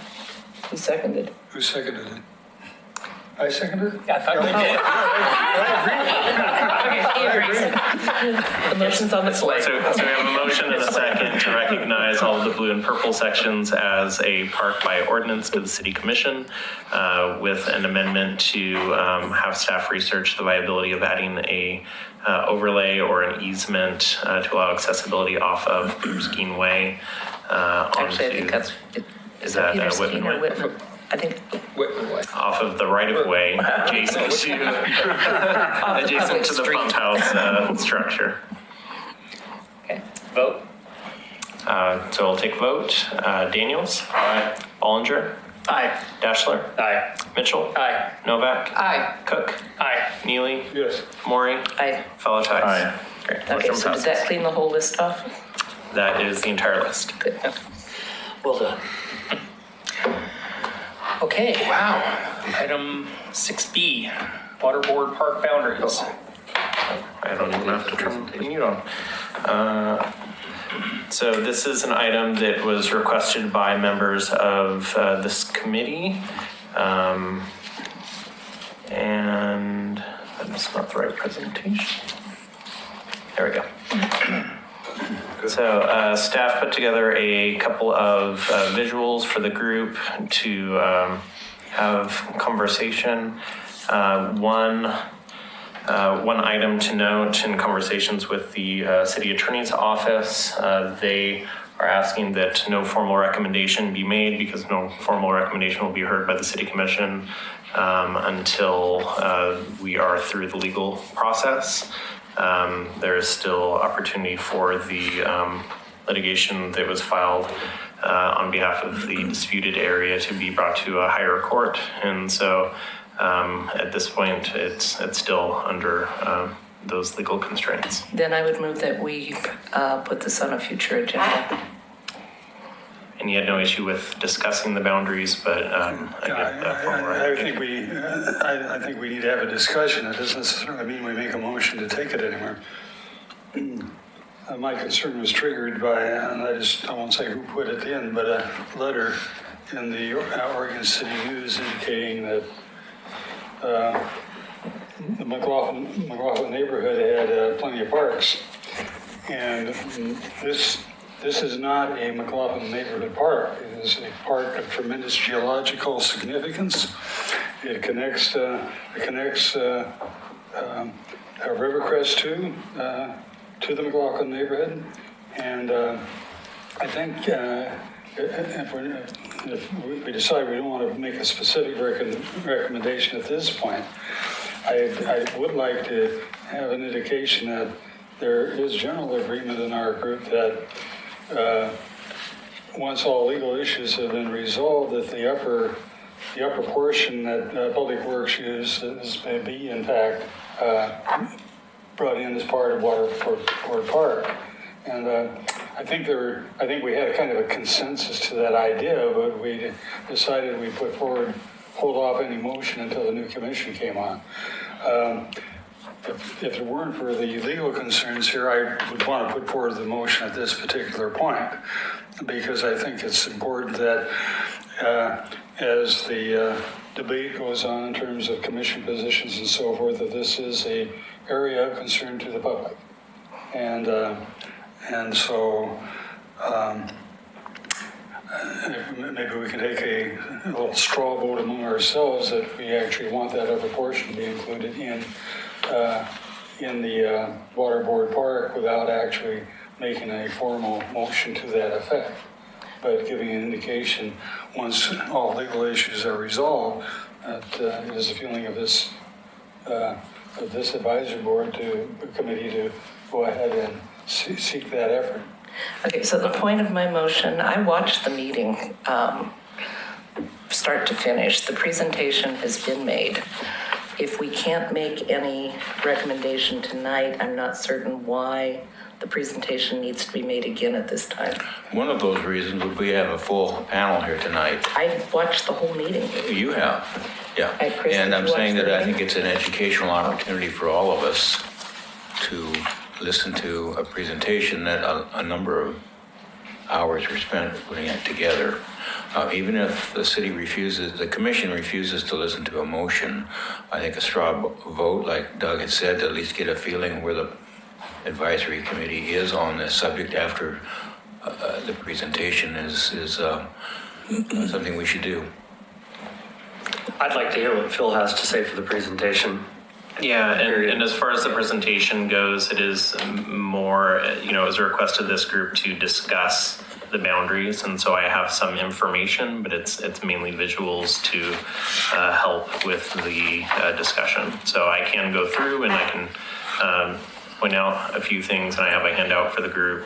But it was brought forward by this group to have the discussion, and I envisioned it being more led by the group than a presentation format. Yeah, my vision for the discussion is just that. It's just to have a discussion about it and to be informative.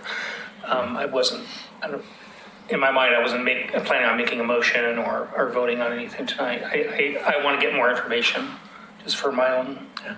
And the visuals, again, survey boundaries, general idea of where things are located on the property as recognized by the survey that was done by Public Works going through their process. At one point of clarification, though, I think this actually borders Berkeley Hills neighborhood too. No, Rivercrest. It shares with Rivercrest. And Berkeley Hills. No, not Berkeley Hills. You're positive? Yep. Absolutely positive. Yep.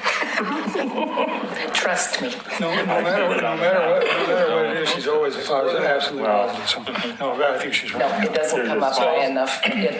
Berkeley Hills has all of Singer No, Creek. just remember, Berkeley Hills is on You're this side where of your Singer. pieces, but you don't touch the park. So should we proceed with just your Okay. presentation? Yeah, we can do that. And we do have several members of the community that would like to give public comment on this item as well. So if you would like to receive the presentation information, again, which is mostly visuals, or if you'd like to receive public comment before the presentation. Let's do the presentation. Yeah, I'd like to see the presentation first. Yeah. Great. So the request was brought forward to discuss the Waterboard Park boundaries. I have, again, one handout for the group, and I have, I think, a couple of extras for the audience. I usually don't print a lot for, this group doesn't typically see this large of a gathering for the public. So the first visual that you'll see is the overlay map with the base map. No other aerial. Typically you see like on a Google map trees and structures. So this is just the base map with the boundary line. So the lower section is what the city recognizes as Waterboard Park, approximately 19 acres of green space. This is, again, coming from our GIS overlay map. The section in the middle, the blue section, is the the state armory property owned by the state. And then the remaining red property is the Public Works lower yard, upper yard. There are a couple of slivers of property which I did not include because they were not in the disputed area or the area of interest that was brought forward by this group, but there are two additional properties, which, here it is. And so there's a little section here, which is additional parcel, which is attached to this other property for the Public Works operations yard. And then there's an additional parcel right here, which is also owned by the city and incorporated in part of the public operations yard. Again, the boundary line for the park, the Public Works property, and the Armory property. The next image is kind of a little bit of a base map with shadowed in trees and structures, so you can get a little bit more of a sense of the property in relation to the geological features. And then this is the full build out with, again, those same pieces in the same colors. Now, do you say the Armory property is actually state-owned property? It is state-owned property on our GIS system. Again, this is coming from our GIS system, and I believe it is it's owned by the state with, and I'm sure Jesse would correct me, but with an option to revert back to city-owned property if not used by the state for their purposes. The next image that I have is a little bit more difficult to view. Okay. This is the survey that was conducted in 2008, which shows the boundaries of the property. It's a little difficult to read. So I did have, I printed off copies. Again, I'm not sure how many I have, but I'll pass those around, which shows the, again, the boundary lines as were noted on the previous version. I think one extra copy if anyone is interested. Yeah. And so what you're looking at here is, again, the same general coloration that you saw in the previous image, with the park down here in yellow, the blue section in the Armory property, and the orange section for the lower yard space. This blackened out section is the ancillary section attached to the Public Works. So this is city-owned Public Works property, and additionally, this is also the Public Works property. The dashed line that you see denotes approximately the upper cliff area as separating the upper yard space from the lower yard space. And that is all of the information that I've provided for this group to initiate the conversation. Again, looking at looking at the property. Here's the Armory. Here is the park space. We're here. We have the road that comes through here, which has been vacated. It's not right of way. It's actually part of the property. And we have the trail for Waterport Park, which starts in this area and comes up through the park.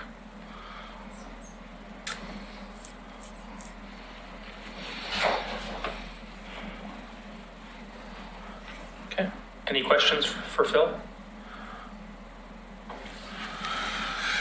Okay. We have public comment. We do. So first up, we have Cameron McCready and Jesse Buss.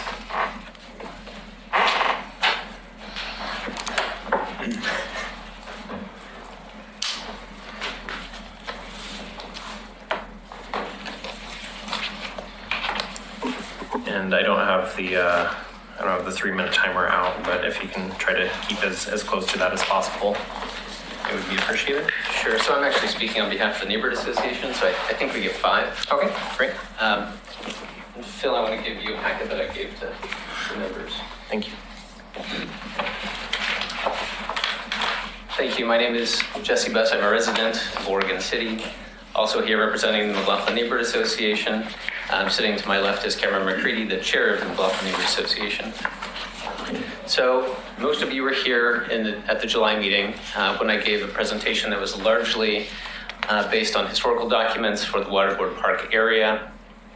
I came away from that meeting with the idea that most members of PRAC supported largely the position of many in the community that would like to see the upper yard or lower Waterport Park area designated as parkland under the charter. Because of that, I've prepared some other documents, visual aids that might be helpful to understand the topography and the areas in dispute in the litigation, what I understand PRAC supports designating. A few of these visual aids I specifically created because a few members had asked for visual aids of that type. So I'll go through them. I've given all of you packets. I believe, raise your hand if you don't have a packet. Okay. So the first packet of your paper-clipped packet, the first page is the 1935 survey by Oregon City recorded with the county. I brought this up last meeting. I didn't have a copy of it. I believe Mr. Mitchell wanted to see a copy in particular, so I thought I'd show everyone a copy. This was commissioned, like it shows in the document, by Oregon City in 1935. It wasn't actually recorded with the county until much later, but it labels the entire disputed area as part of Waterport Park. But I'll move on since I made that point last time. The second page, page 2 of 3, is a survey from 2004 that the city surveyed, and this does show the disputed area. But I actually think what Phil handed out a few minutes ago is a better representation of showing where the bluff is and the actual topography than this, which is more of a lot line and tax lot description. But since some members had also asked about past surveys, I thought I'd put that in there for your reference. Page 3 of 3 in this first packet is a visual that the neighborhood has put together because some members wanted to see what exactly was at dispute or is in dispute in the litigation between the neighborhood association and the city, and what we believe most PrAC members are supporting for designation. So on the left, you have a page from the 1999 Parks Master Plan. This is exactly as it is in the Parks document, except that there is some text that has been removed. This is just the image. On the right, we've overlaid two different things, and there's a legend. The yellow is the disputed area in the litigation, and the green is what we understand would be the proposed compromise area, or what PrAC would be recommending to the city for designating if they were to make a recommendation. So what you can see there, there's mostly overlap between the green and yellow, but where there's not is the Center Street shops area, where operations are mostly focused right now. What is outlined in green is only what's on top of the rock bluff. What is below the rock bluff would not be included. I'm done with that packet now. The second packet is labeled ordinance number 18-A, which is just a placeholder number. It is a proposed ordinance that PrAC could recommend to the City Commission, based largely on the language that's been used in the ordinances you've been passing recently and sending to this, or that you've been recommending to the City Commission. It says, has some whereases briefly stating that PrAC has reviewed the evidence, that the City Commission has recently decided to relocate the Public Works facility to First Street, and that designating the attached and below described property would further the interests of Oregon City and protect the parkland. The operative part really is down at the bottom of the first page. There are 3 tax lots there. Those are the 3 tax lots that are within the disputed area that the M&A would suggest would be what reflects PrAC's understanding from last meeting. I want you to look at lot number 500 there in the middle. It specifically exempts from designation any portion of the property lying below the rock bluff. So we're just talking about above the rock bluff here. Again, trying to be consistent with what the M&A understood to be PrAC's position here. The third page, Exhibit A, labeled Addition to Waterboard Park, shows exactly, using the county surveyor lines and lot numbers, what would be designated. It's not as nice looking as what Phil presents, but we don't have access to the same GIS information, so we do the best we can. But that's what the M&A would propose to have PrAC recommend to the City Commission for designation. Ordinance number 18B, again another placeholder, is a little bit different. It's very similar to ordinance number 18A, except it doesn't just describe the property that would be added to Waterboard Park. It actually, in section 2, then reaffirms all of the upland park area that's already protected by the charter. That way you have one document that says this is Waterboard Park moving forward.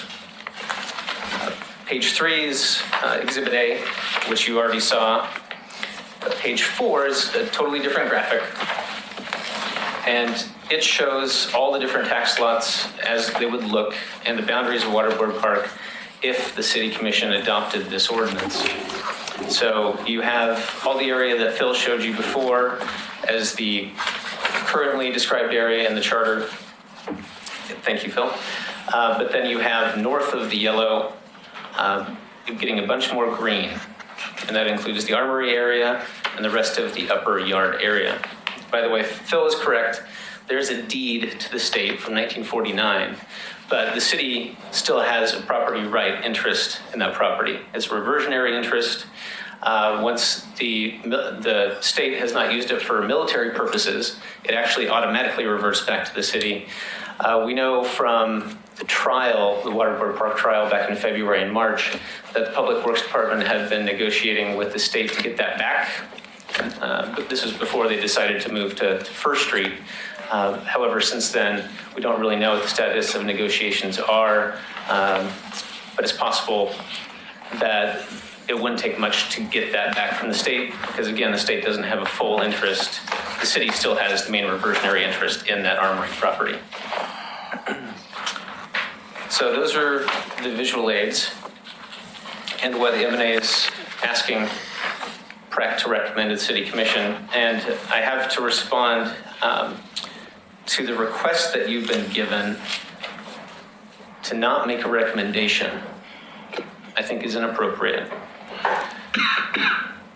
There's nothing that this advisory committee could do that would affect the litigation in any way. The City Commission doesn't have to listen to the Parks and Rec Advisory Committee, but it doesn't take away the fact that it's your duty to give advice about what you think should be done. So I suggest that the request not to make a recommendation to the City Commission is not so much legally based. In fact, I don't see any legal basis for it, but is politically based. We're coming up on an election here soon. Let me put it this way. If this area of were added to Waterboard Park, that might be the single best thing that would make the litigation go away. So simply not having that discussion and not making that recommendation doesn't make sense. Thank you.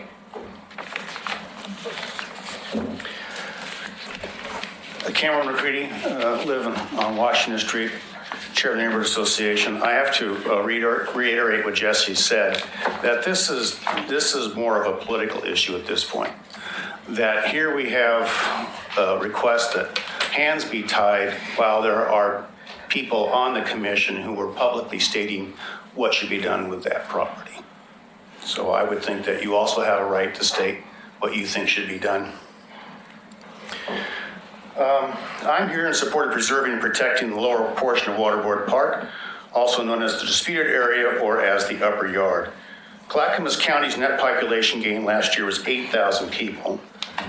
And as Oregon City grows, the more public land will need to accommodate that growth.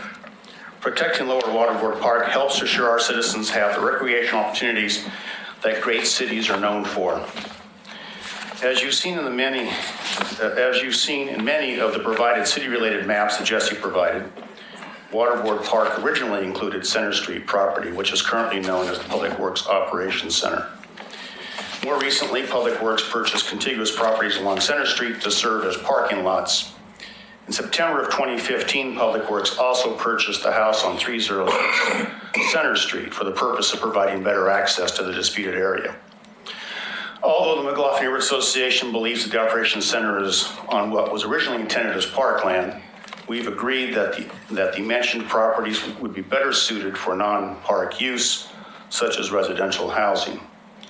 In the spirit of compromise, we wish to make it clear that the association is only asking that the land above the rock bluff be protected as parkland. Thank you for your consideration, recommending that Lower Waterboard Park receive Chapter 10 protection. Thank you. We also have Rocky Smith and Jim Nasita.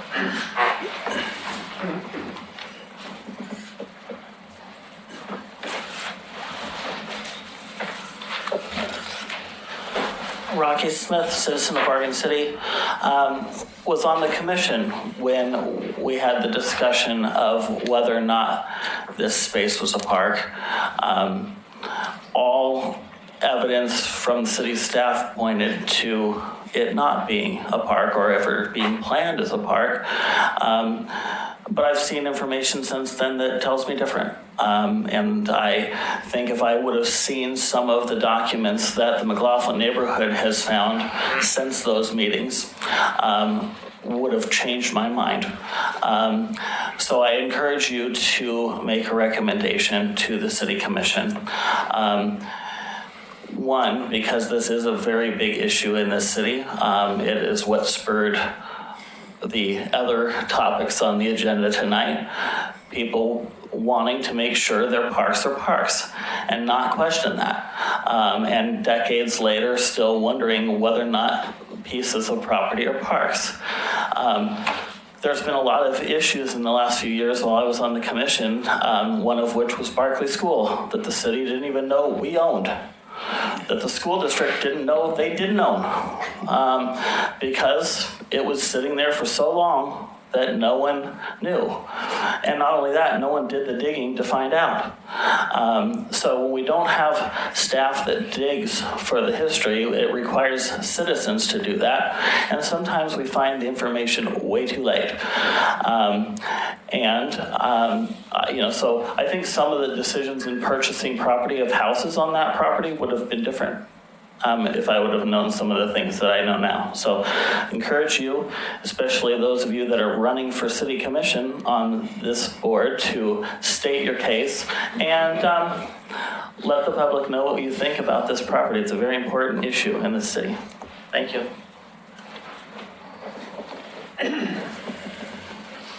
Good evening, Jim Nasita. I live in Oregon City.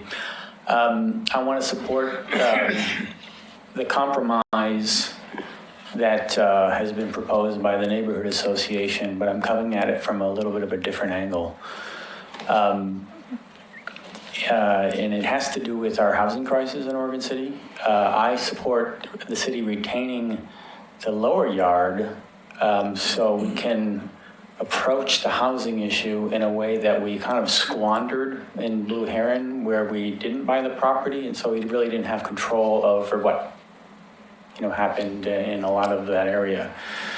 In this case, if we retain the lower yard for housing, then we can actually call the shots on what kind of housing goes there, the design of the housing, for example, amenities like the waterfall that falls over the cliff. I was never opposed to the 4-story building on Center Street and the elevator and all that good stuff. And if low income or moderate income housing were built on that site, we could just retain all those designs, so we wouldn't have wasted the money on the that we spent on public works.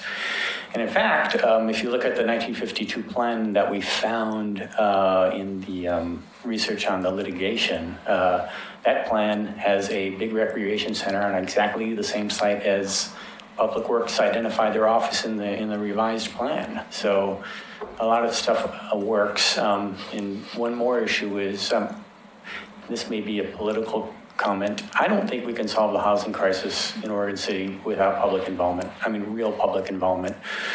And since Rocky invoked the city commission candidates, I'll also, for those of you who are present or watching, I don't know if many people know that our urban renewal agency is also statutorily enabled to be a housing agency. So we do have the power within our own hands to, make meaningful advances for affordable housing in Oregon City. Unlike, claiming that the Cove or something is affordable housing compared to, I don't think you can solve the problem without the city actually, getting involved. And the tools are there, and so because residents there would want recreation and they would have immediate access to recreation, I think retaining that lower site for something like that is an argument for the compromise, and recommending the compromise this evening. So thanks. Thank you.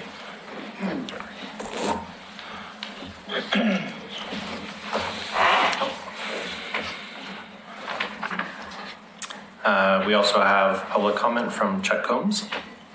Hi, I'm Chuck Combs. I live on the southwest edge of Waterboard Park. If you look at the Texas Panhandle up there, we're right in the corner. Our house is right in the corner of the Texas Panhandle. There? No, up in the corner. Panhandle. Panhandle. There. There. Okay. Never mind. Okay. Never. Making it worse.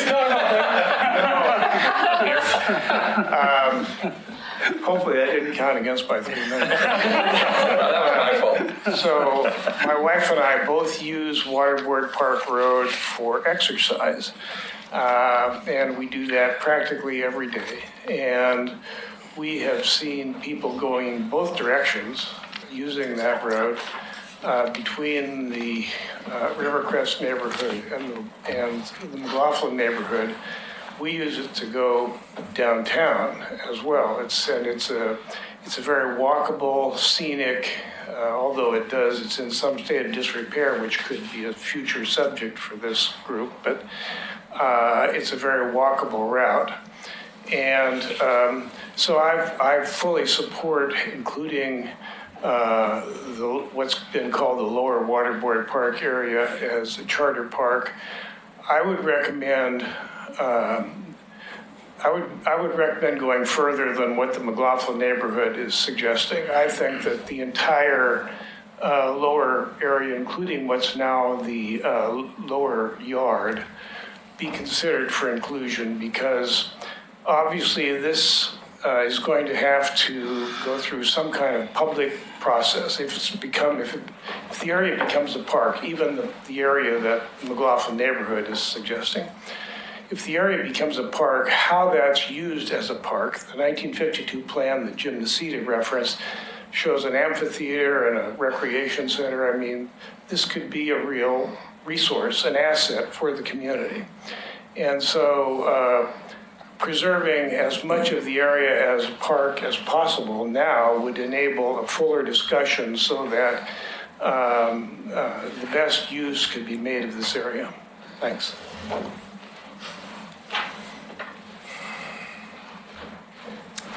We have no other public comment at this time. If I might, I was serving on the commission at the same time Commissioner Smith was on the commission, and I will tell you, if the First Street property had not been purchased, I would have opposed this, and I wanted to give my reasons that I gave when I was mayor of Oregon City.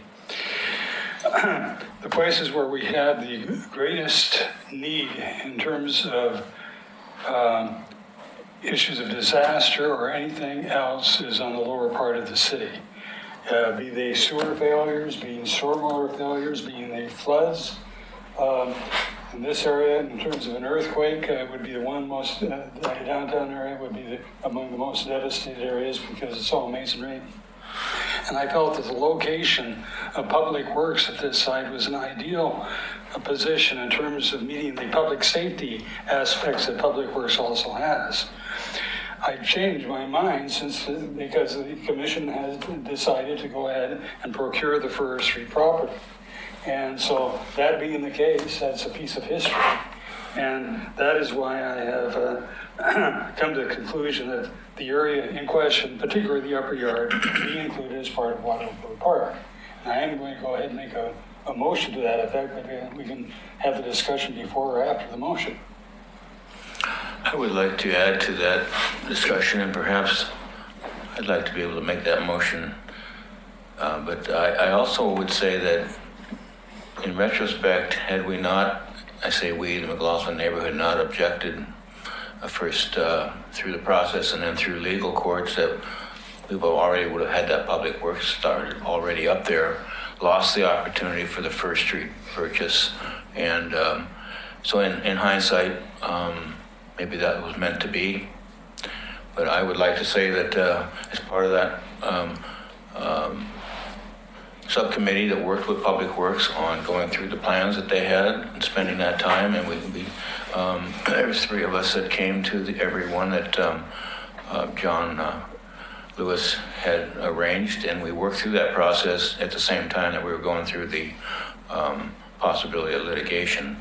But I am so happy that they found the spot that they found, and that we have an opportunity to use that everything above the cliff as a park. I also understand the idea of possibly even using the lower portion that's currently Center Street Yard for parking issues that people want or using as part of that park. We also know that there's property available across the street that the employees were using to park. Those could be turned over to put back on private rolls.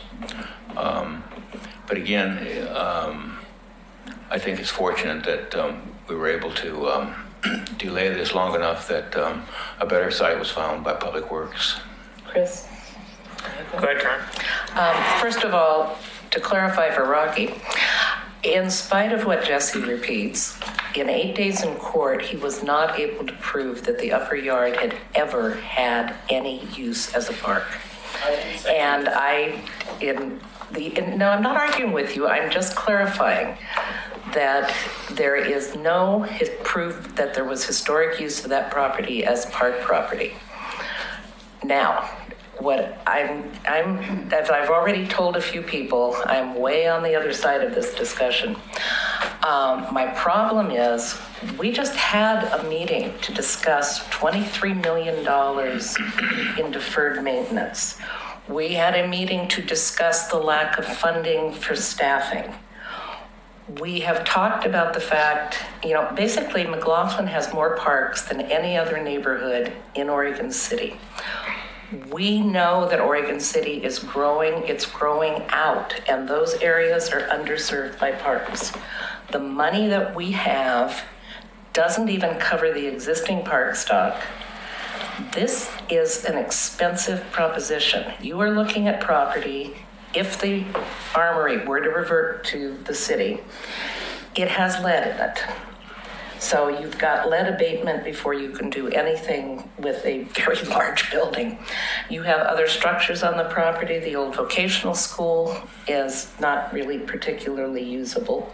So you're going to have demolition costs. The amphitheater and all of that are just wonderful, but you have a city that wants a water park. They're not happy with just a swimming pool. This serves a limited population that has access already to the natural area of this park. And there's nobody here from Public Works.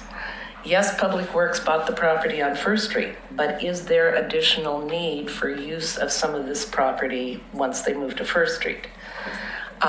We don't know. The question hasn't been posed to them. They're not here. But primarily, given what we saw in that deferred maintenance, I think making any recommendation to do this is completely irresponsible. Can I pose a question to some member of the audience because I don't know the answer? Does the area, the actual surface area of the property on First Street, comparable in size or larger than the area we're talking about on the upper? Now, I'm going to answer your question then, because when this issue came up and I was mayor, I specifically asked the Public Works Director if the extension of the Public Works site here, plus the land that they owned elsewhere, would meet their long-term needs. And the answer was yes, it would. If the area on First Street is larger than this area, I would presume that statement should not be changed. And I don't think you should make presumptions. I think we should have Public Works here to answer the question. Well, the point is that we are not part of TAC or any advisory committee to Public Works. Okay, so basically we're recommending that we just take the property away and tell them it's a park. Well, I'll put forward my motion in a minute. Actually, my preference would have somebody that's never lived in the neighborhood, in the McLaughlin neighborhood. So we probably have some more comments on the committee. I also share concerns with this along the same reasons as Karen. While I think it'd be great to include more area within an existing park. Living in Park Place myself, we have a single park that is not within walking distance of most of the homes there. We have 92 acres just annexed in. We have building going on that was already annexed in, 1,500 new homes or over that or scheduled to be built in that area. And there's no areas for parks allocated. There's some areas on the master plan, but we do not own the land. And so Park Place and Beaver Creek over by the high school is sorely underserved currently. And I think we need to focus our efforts on that. I would say when you're talking about purchasing park property, is that what you're alluding to? I'm just thinking, I'm thinking big picture, not just or acquiring land. I'm talking about maintenance. Well, as we know with Glen Oaks, we know that money is, FCC money, it's a totally different bag of money, and it also goes towards developing those new parks that are brought on board. But it's not enough to cover the full cost of a new park. And I, just to go along with it, not to get into the bigger picture, but to what you're saying, my concern there is when I started on PrAC in 2003, the Glen Oak neighborhood was deficient on parks, and it's taken us 15 years to build the park. So SDCs aren't enough on that big picture. That's not part of this particular discussion, but we're already deficient. I mean, with those neighborhoods, and so those homes have paid SDCs for so many years, and at some point, they're not getting their return on that SDC paid, and they're moving out, they're aging out, the children are gone before those parks exist. Yes, that's very true. And I would say that the parks in the McLaughlin neighborhood have been neglected for over 50 years. I've been here 45. That's general fund money that we don't have. Those people have been paying taxes a lot longer than the people in Glen Oak, for example. And I'm referring to SDCs, though. Yes, I understand, there's a requirement. you still need general fund money to maintain the parks after the SDCs have been spent on your newly acquired parks. Right. And so it's not like we're oversupplied with parks. I guess you could call a library park a park, even though more of that was lost to a library. But I walk, Waterboard Park would be, basically a close enough park for me, and I still have to walk 10 blocks to get there. I think my main point, though, is the population is shifting with new housing, new development. And I think we need to shift our mindset as well to planning, long-term planning. And we need to address the deficiency of maintenance now, which is over $20 million. Adding to it with this piece is not going to help the situation. I don't know what kind of money we're talking about adding that piece back to the top of the bluff. It's already in a state of disrepair. There's no request to repair that. We just want to protect that spot to put it in. But if you don't maintain it and don't provide maintenance to it, you're going to have to demo it. And well, that's where Public Works was at. They were close to demoing it before we objected to that idea. So then that shifts to the park fund. Say it again. That would shift to the park budget then, if we take this on and it has to be demoed. I'm just saying we're robbing Peter to pay Paul. What if we don't take it on? The city still owns it. Okay. So we're talking about city property or city property as a park, right? Yes. And we're talking about demo as city property or demo as city property as a park. So to Chris's point, it just shifts where the money comes from for demoing it. But if I understand it right, if we make this a park or add it to the park, we're under no obligation then to do anything with it at the present time, right? That's right. Well, I don't know if that's true if it becomes a safety concern though. Okay. Well, the safety concerns on the pathway itself. So if it's not a park and there's a safety concern, the city of Oregon City is still on the hook at that point. General fund either way. So it's general fund or it's parks fund? Is that what you're suggesting? That's where my mindset is. Maybe that's not the case, but I think your issue is well taken, and I think one of the difficulties is, and actually I believe both Mike Mitchell and I addressed the city commission meeting, and it never got put into the code in terms of densities and so forth, that there should be the capability of permitting higher densities in the Park Place neighborhood if they would give up land for parkland should have been considered. That isn't the case. When we had planned unit developments, we were able to do that. We were able to work with the property owners to say, yes, you can have higher density here as long as you dedicate land to the city or parks. And I'm sorry that we gave that up. And I think perhaps a new commission could consider looking at this particular issue again. But opportunities for obtaining park land are very, very limited. They don't come that very often. We've held up on development on parks for a long time. West Leland took a long time. It was purchased many, many years ago before anything occurred there.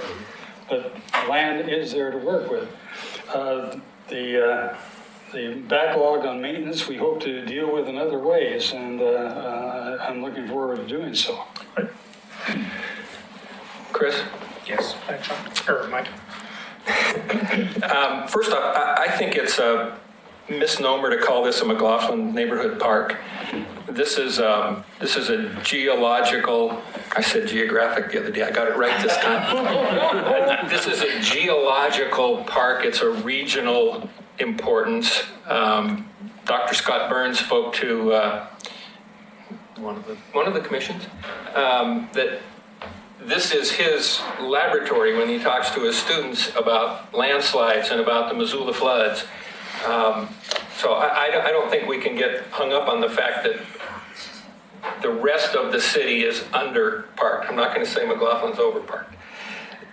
But because this is not a McLaughlin Park, this is a regional park, this is a citywide park. I agree with Mr. Nacita's comments that there's an opportunity for the diverse housing that we're looking for in that lower area below the bluff. I also understand the comments about maintenance, and I threw another idea out there, and I'll muddy the water with it. Is there a middle ground where maybe that line that is now the bluff creeps a little bit over and allows us to get more of that land sold, because we need the money, on the tax rolls, and still add the bulk of it to Waterberg Park? And I don't know if there's another place to draw the line. Obviously, the bluff is a great place to draw the line. And I could be convinced one way or the other. I just wanted to get it out there because, I mean, the world really kind of changed for us last week when we heard that $25 million figure. And I don't know. I'm only throwing out there. I'm fully supportive of the area below the bluff as a housing solution. And the property across the streets. Okay, well, I'm looking at what's on the yellow stripe on the map here that I'm looking at. And I'm fully supportive of all the way, I don't even know what direction that would be, to some point being added to the park. I think there might be, and I wanted to throw it out there. I've thrown it out there before.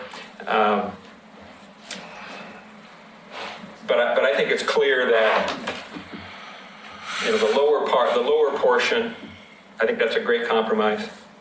The Center Street portion. The Center Street portion, yeah, below the bluff. And the upper part of the upper portion, but is there maybe a little middle portion that might have a better use? I don't know. And again, I think it's part of a public process.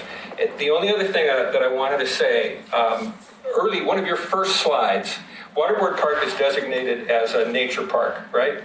The charter park space. Waterboard Park is, yes, recognized as a nature park. Okay. As defined by the charter. As defined by the charter. Okay. And does that not restrict what we could do in any area that we add to it? Whatever area that we designate as Waterboard Park would then have that restriction. Okay. So we could have an adjacent park to Waterboard Park. We couldn't have an amphitheater. We couldn't build a proper road into it. I would have to get clarification from our attorney to confirm his understanding of the charter, but my understanding of any park that is recognized as a nature park would not allow additional structures to be built beyond pathways and basic infrastructure to serve that park. So you would not be able to build shelters, amphitheaters, basketball courts, anything that was not of nature based. So maybe it's Waterboard Park 1 and Waterboard Park 2. I was going to say Park 2 is not a nature park. We could deal with it by requesting that the upper yard be designated as a park without specifying as part of Waterboard Park. You could do that. Okay. And then we get to the naming again.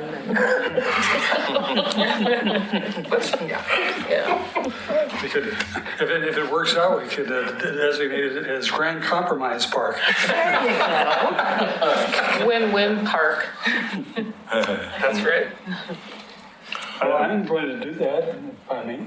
Roger's been trying to talk. Oh, excuse me. 5 minutes. Yeah, Roger, I'm sorry. I would like to discuss the maintenance part, that people are concerned about. And I just want to say that it hasn't been, I would like to know exactly what the cost is for the maintenance of that park, because lots of volunteer hours have gone into that park to get it, try getting it back into a better state. And I don't think it would happen without the volunteer hours. And that would go for the lower part too. And I'm willing to bet that more volunteer hours will be put into the lower park, aside from the lead, so I just want to bring that up, that the cost, the city is gaining money from the volunteer hours, and that has to be included in there. So.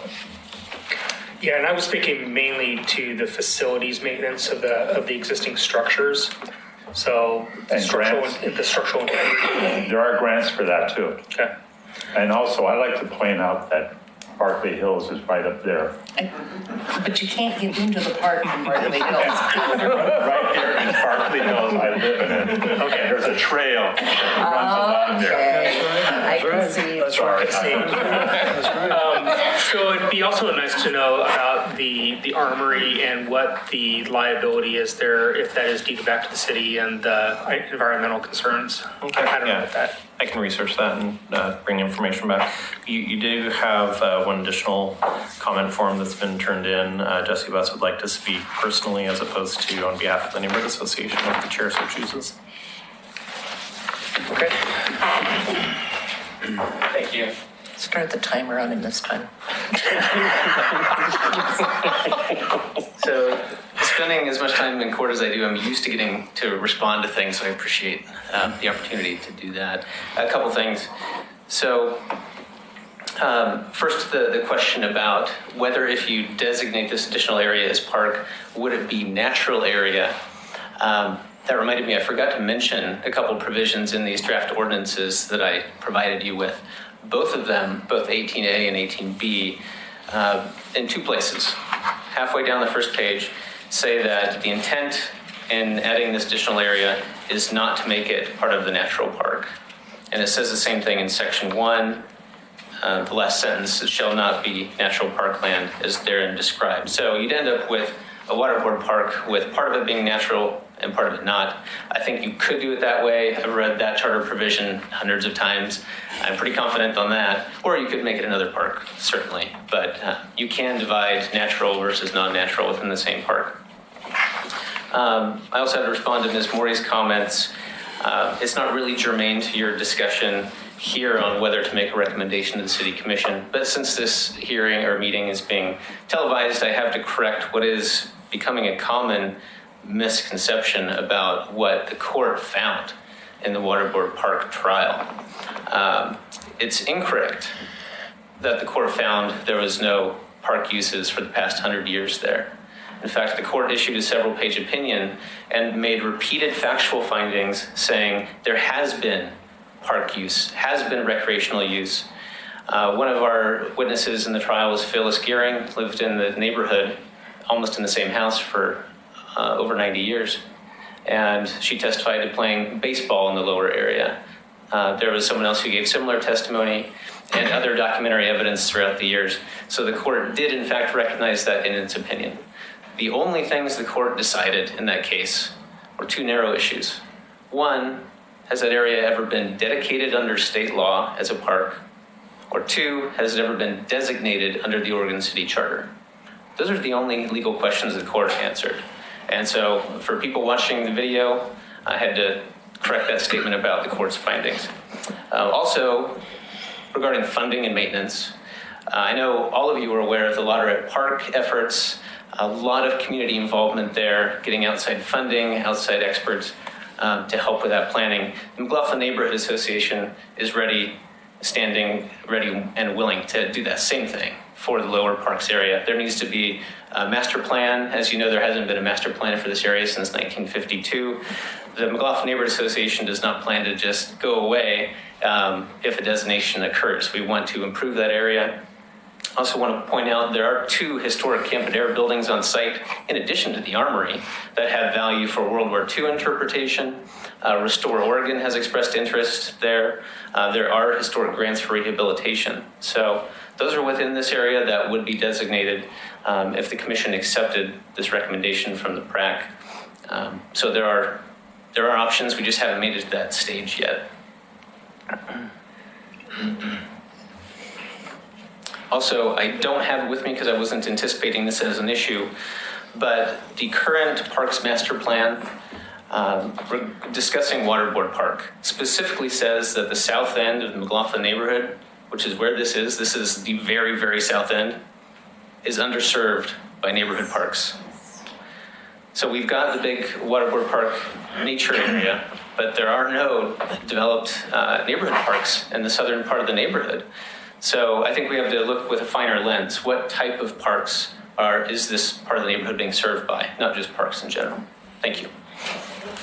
I would just make a comment. I can walk out of Waterboard Park down the trail that ends up on streets that ends up very close to Singer Creek Park. And I guess you don't include that as a southern portion of the neighborhood, but there are parks nearby.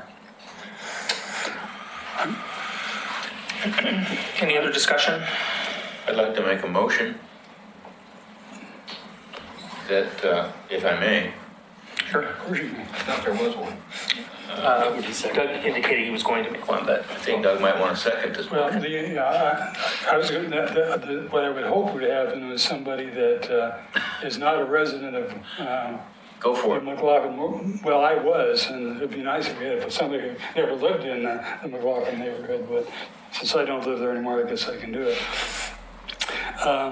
I move that the upper yard of Public Works be, I move that we recommend to the City Commission that the upper yard of Public Works be designated as a park.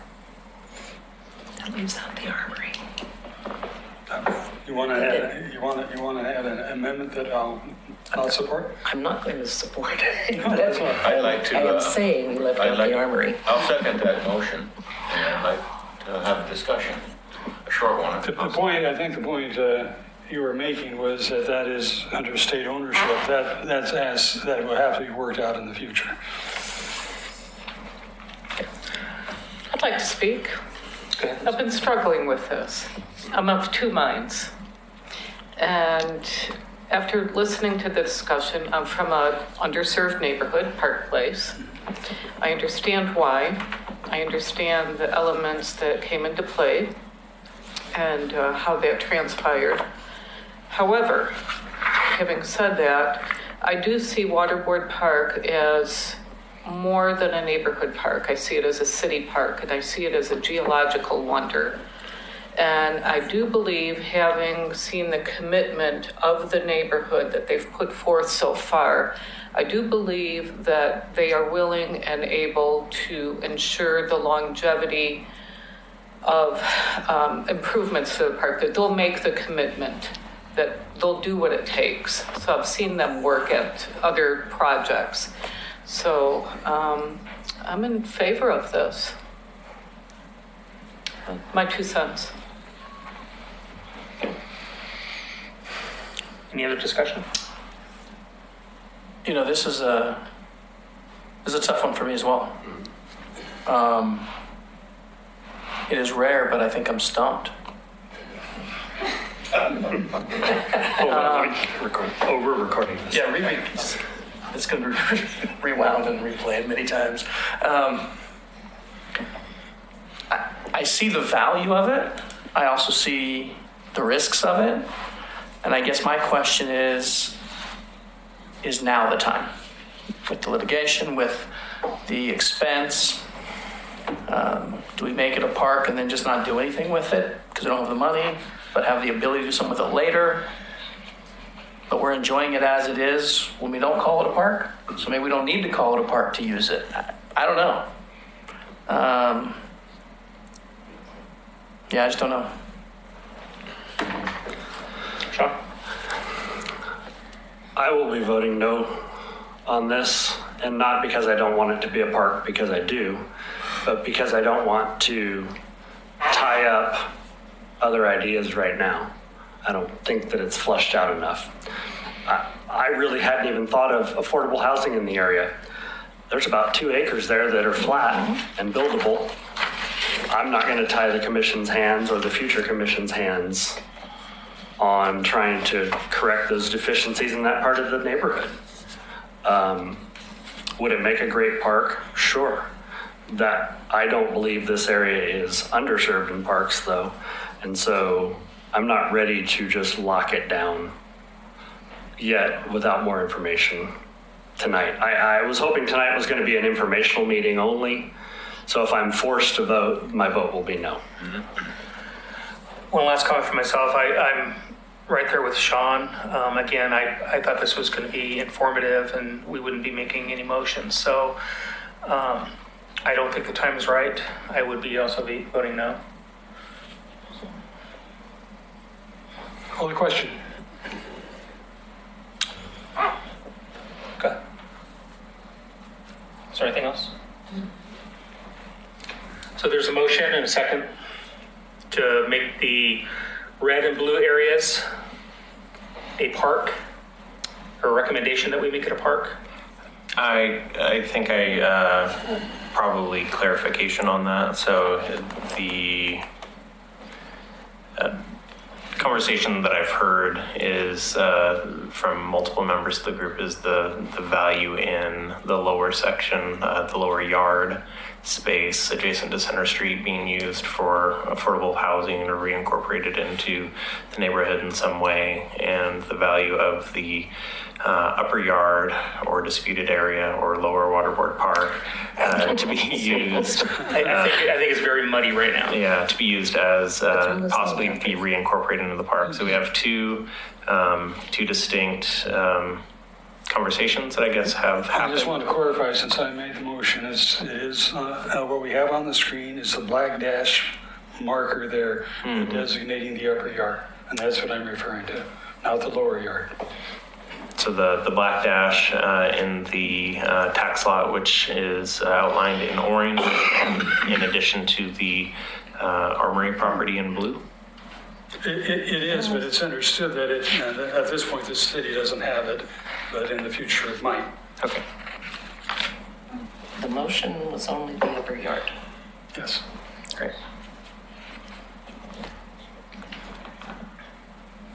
Call for a vote. Okay. So I will take a vote. Daniels? Aye. Bollinger? No. Daschler? No. Mitchell? This is an advisory body. We're not making a final decision. I don't feel like I would have enough decision as if I was making a final decision, but we're making a recommendation. Aye. Novak? Agreed. Aye. Cook? No. Neely? Aye. Maury? No. Fellow Theis? Aye. Motion passes 5-4.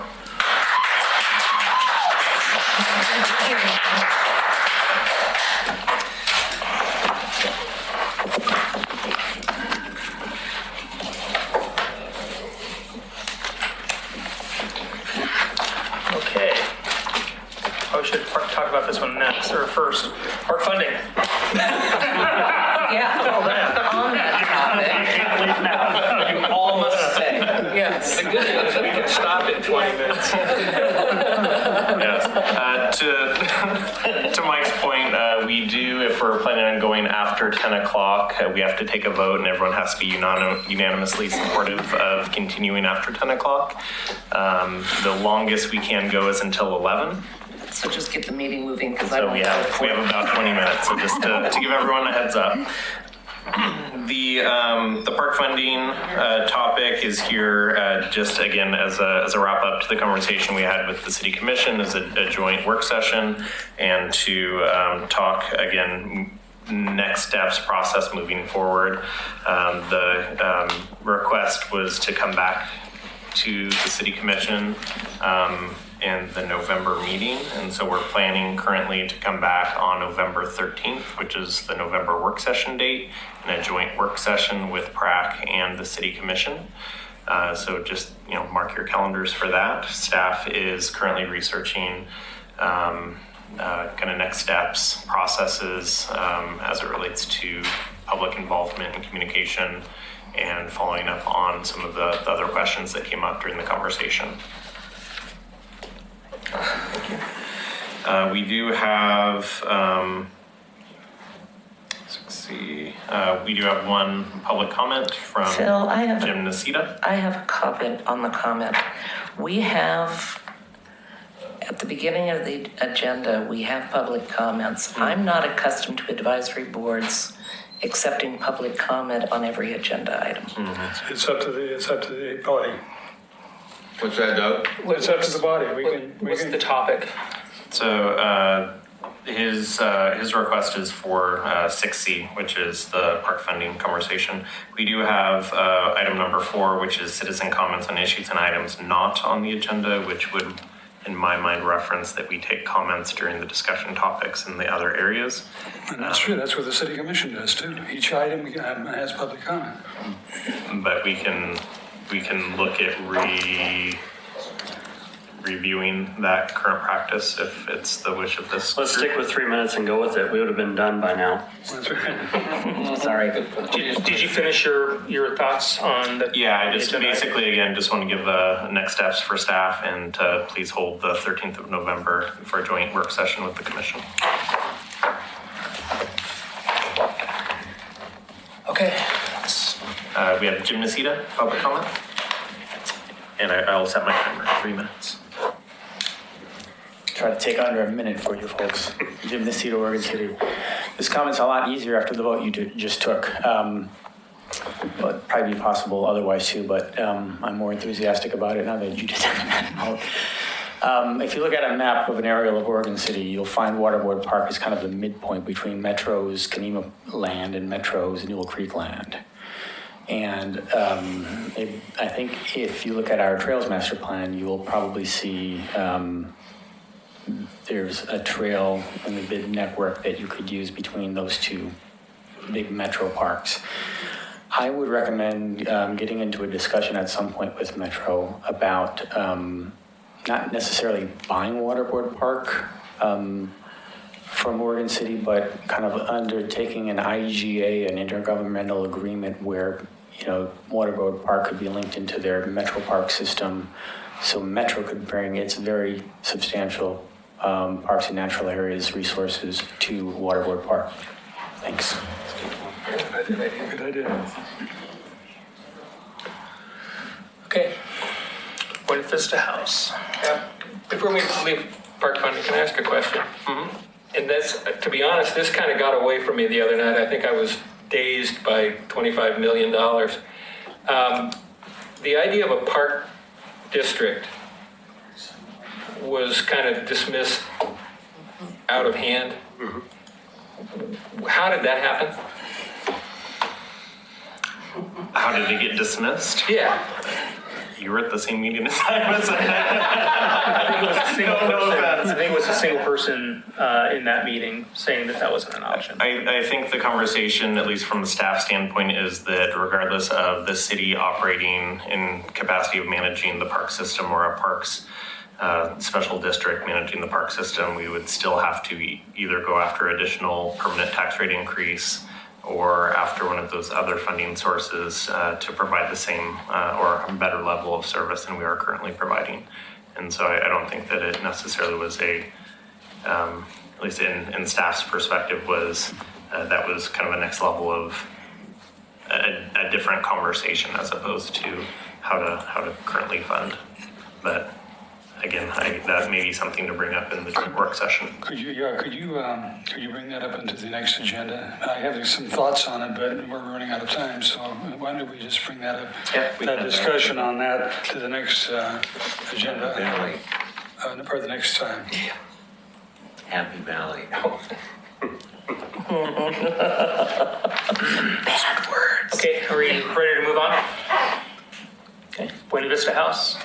This is a standing item. Staff are still receiving estimates from construction firms. And it's not a lot of additional information to provide at this point. We have a couple of firms that have walked the space. We have one firm that has provided on an updated estimate based on the updated scope of work from the stakeholder group. We have a couple of different firms that have walked the space based on that updated scope of work, but have not turned in estimates at this time, and we're still awaiting those estimates. Once we have estimates based on the updated scope of work, as well as the original estimates that were received by the city, we will bring forward that information for this group to discuss. We do have one public comment on this from Rocky Smith.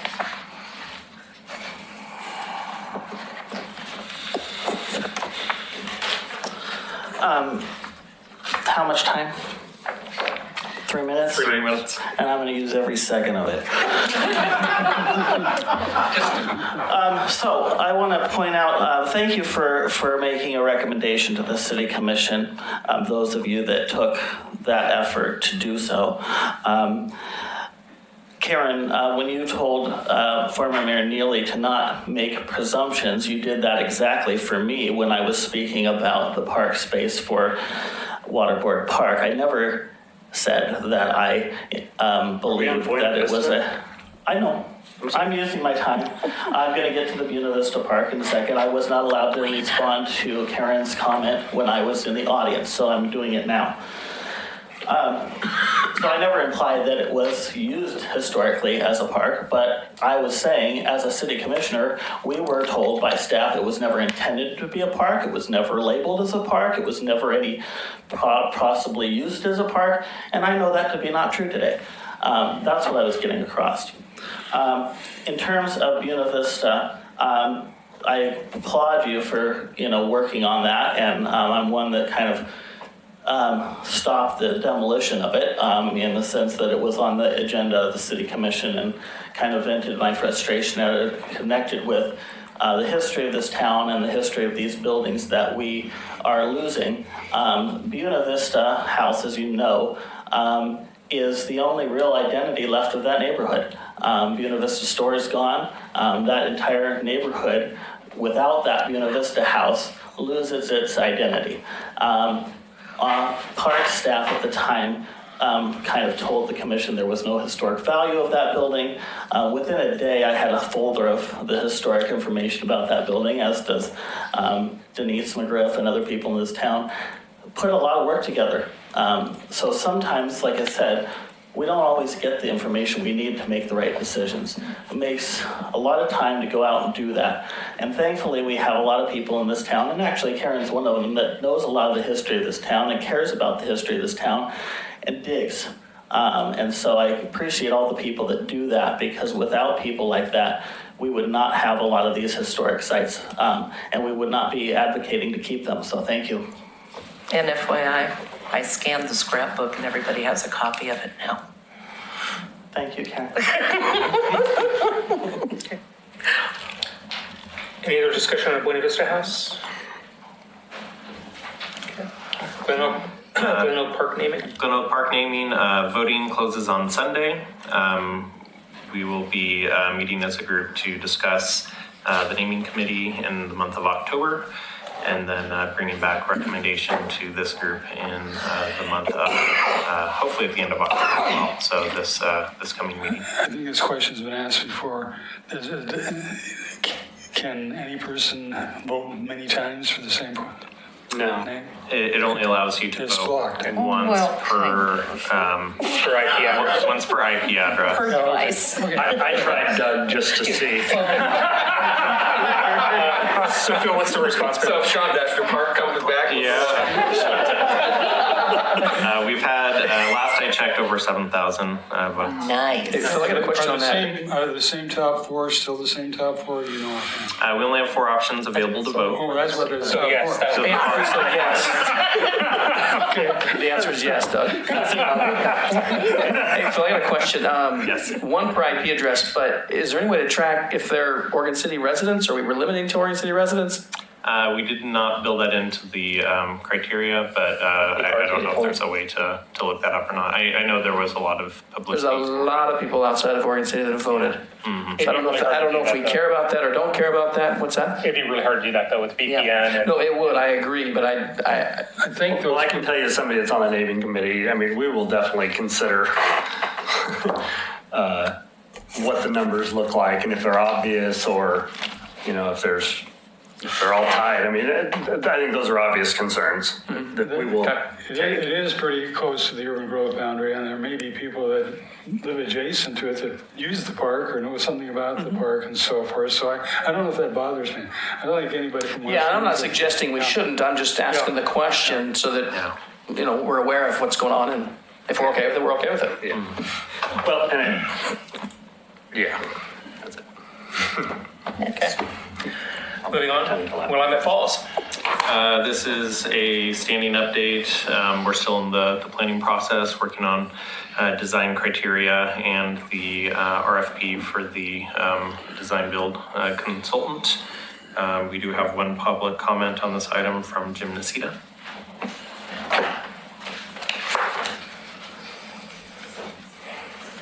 I might need 3 minutes for this one. And I'm going to point to goal 4 on our city commission goals. Pursue opportunities to increase transparency and encourage citizen participation. So there's, I guess, both a question for Phil and also a recommendation or a request to you folks if you want to make a recommendation on this. I read probably back in May or June or the Oregon City News that the property owner had finally signed the permit applications.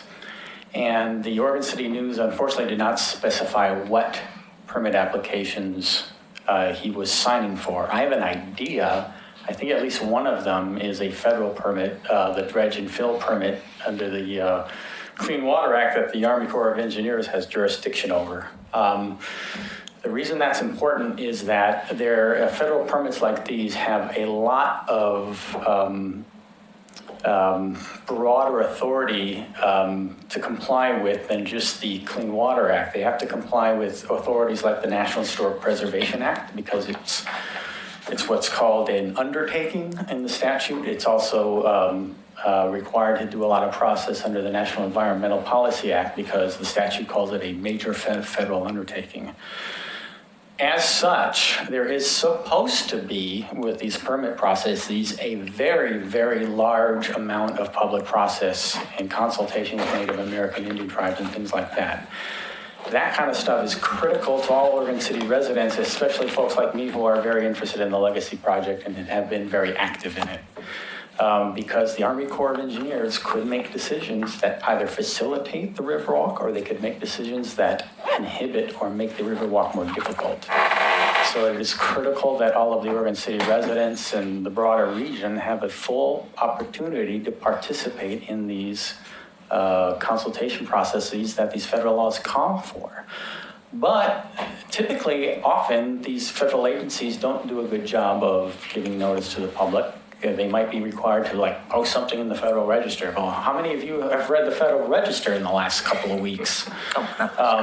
I don't know what these permits are, and I want to ask Phil if you know what permits we've applied, the Legacy Project and the property owner has applied for, what stage we're in, and I want to ask you folks if there's, if it hasn't been done behind closed doors, and there's still an opportunity for public comment, I think Goal 4 requires the city to take a proactive role on its website and otherwise to inform the citizens of these consultation requirements and get information on when they're going to be and encourage citizens to get out to those public forums and public processes because we have a lot at stake in them.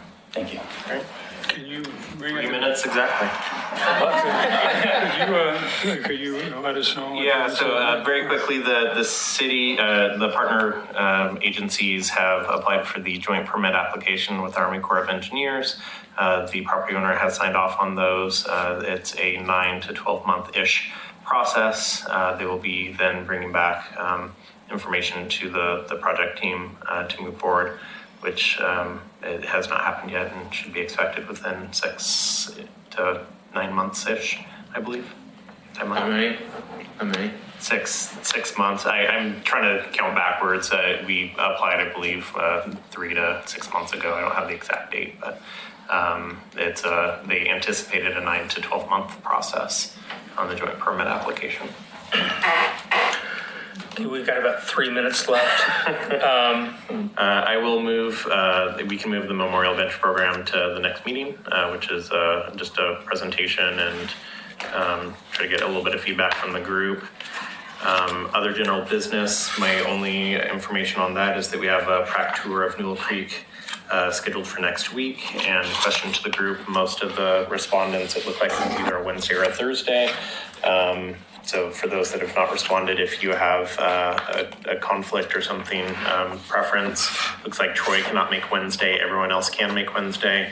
Looks like Sean would rather not, but could make Thursday. So I think it's a fight to the finish between those two. You said no to Wednesday. I can do Thursday. You're just more twist my arm. You're just more flexible. So maybe next Thursday, it sounds like possibly. Hearing no what time is this concerns, so this would be a 5 o'clock start.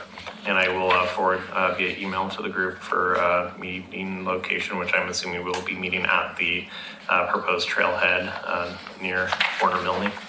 You see that as a 2 hour or less? Probably an hour and a half or so. Rubber boots kind of a walk? Depending on weather. So yes. And so that's all I have for other general business. You said 5 o'clock, right? Yes. We have 2 minutes, so I guess chair's discretion, we can try to shoot through in the next 2 minutes, or we can take a vote to see if we want to run over a little bit to do the rest of the agenda, including reports. Are there any pressing member reports? I do have something. Okay. Park Place Park. Curious as to when the water line project will be completed so that we can recover, our park can recover. It's anticipated to be completed before the month of November, so during October. Have you been down there? I was down there during the staging period, so when they set up the piping and the security fence and laid the 3/4 minus on the unimproved right away. Yeah, it's lovely, isn't it? It is very lovely. Yeah. So the project, for those who are unaware, is there's a leak in the water supply line, a rather substantial leak, and they're doing emergency water line replacement on Cleveland, just adjacent to the park, in order to create a bypass so they can fix the leak on the primary route. So they're utilizing our park property for storage, yeah. Any other member reports that are pressing? I have mine. Go ahead, Roger. You got 1 minute. Pioneers, I'm sorry. You got 1 minute. Okay. Pioneer Center fall class began Monday, 9/24. All showing strong enrollment indicators for the public. 2, there were Medicare presentations this week from Kaiser and Sheba. 3, new Walk with Ease class started. Our new 6-week Walk with Ease class on 9/17. This class meets 3 days per week for 6 weeks and meets our evidence-based program requirements for Clackamas County. We had 6 attendees at our first meeting, and enrollment is up to 11 now for the second week. OCPF, the second of the 3 IV sprays, could take place next week, hopefully. Okay. I'm going to pass these around just for your information, if I may. And I just have one, unless there's other member reports, I just have one other staff report piece that we have openings, currently 3 openings on the committee starting January 1. So all members that are interested in reapplying, I would urge you to reapply. Members of the community that are interested in applying to serve on the committee, please submit by the October 12th. What's the deadline again? October 12th. Okay, and I got 2 quick thank yous, Mike Mitchell and Brian Shaw and Brian Shaw's lovely family, and a couple of other folk showed up Saturday for the cemetery cleanup. We filled all kinds of roll bins and did good work. Nice. Great. Okay. Any other items? Okay, we'll go ahead and adjourn. Good.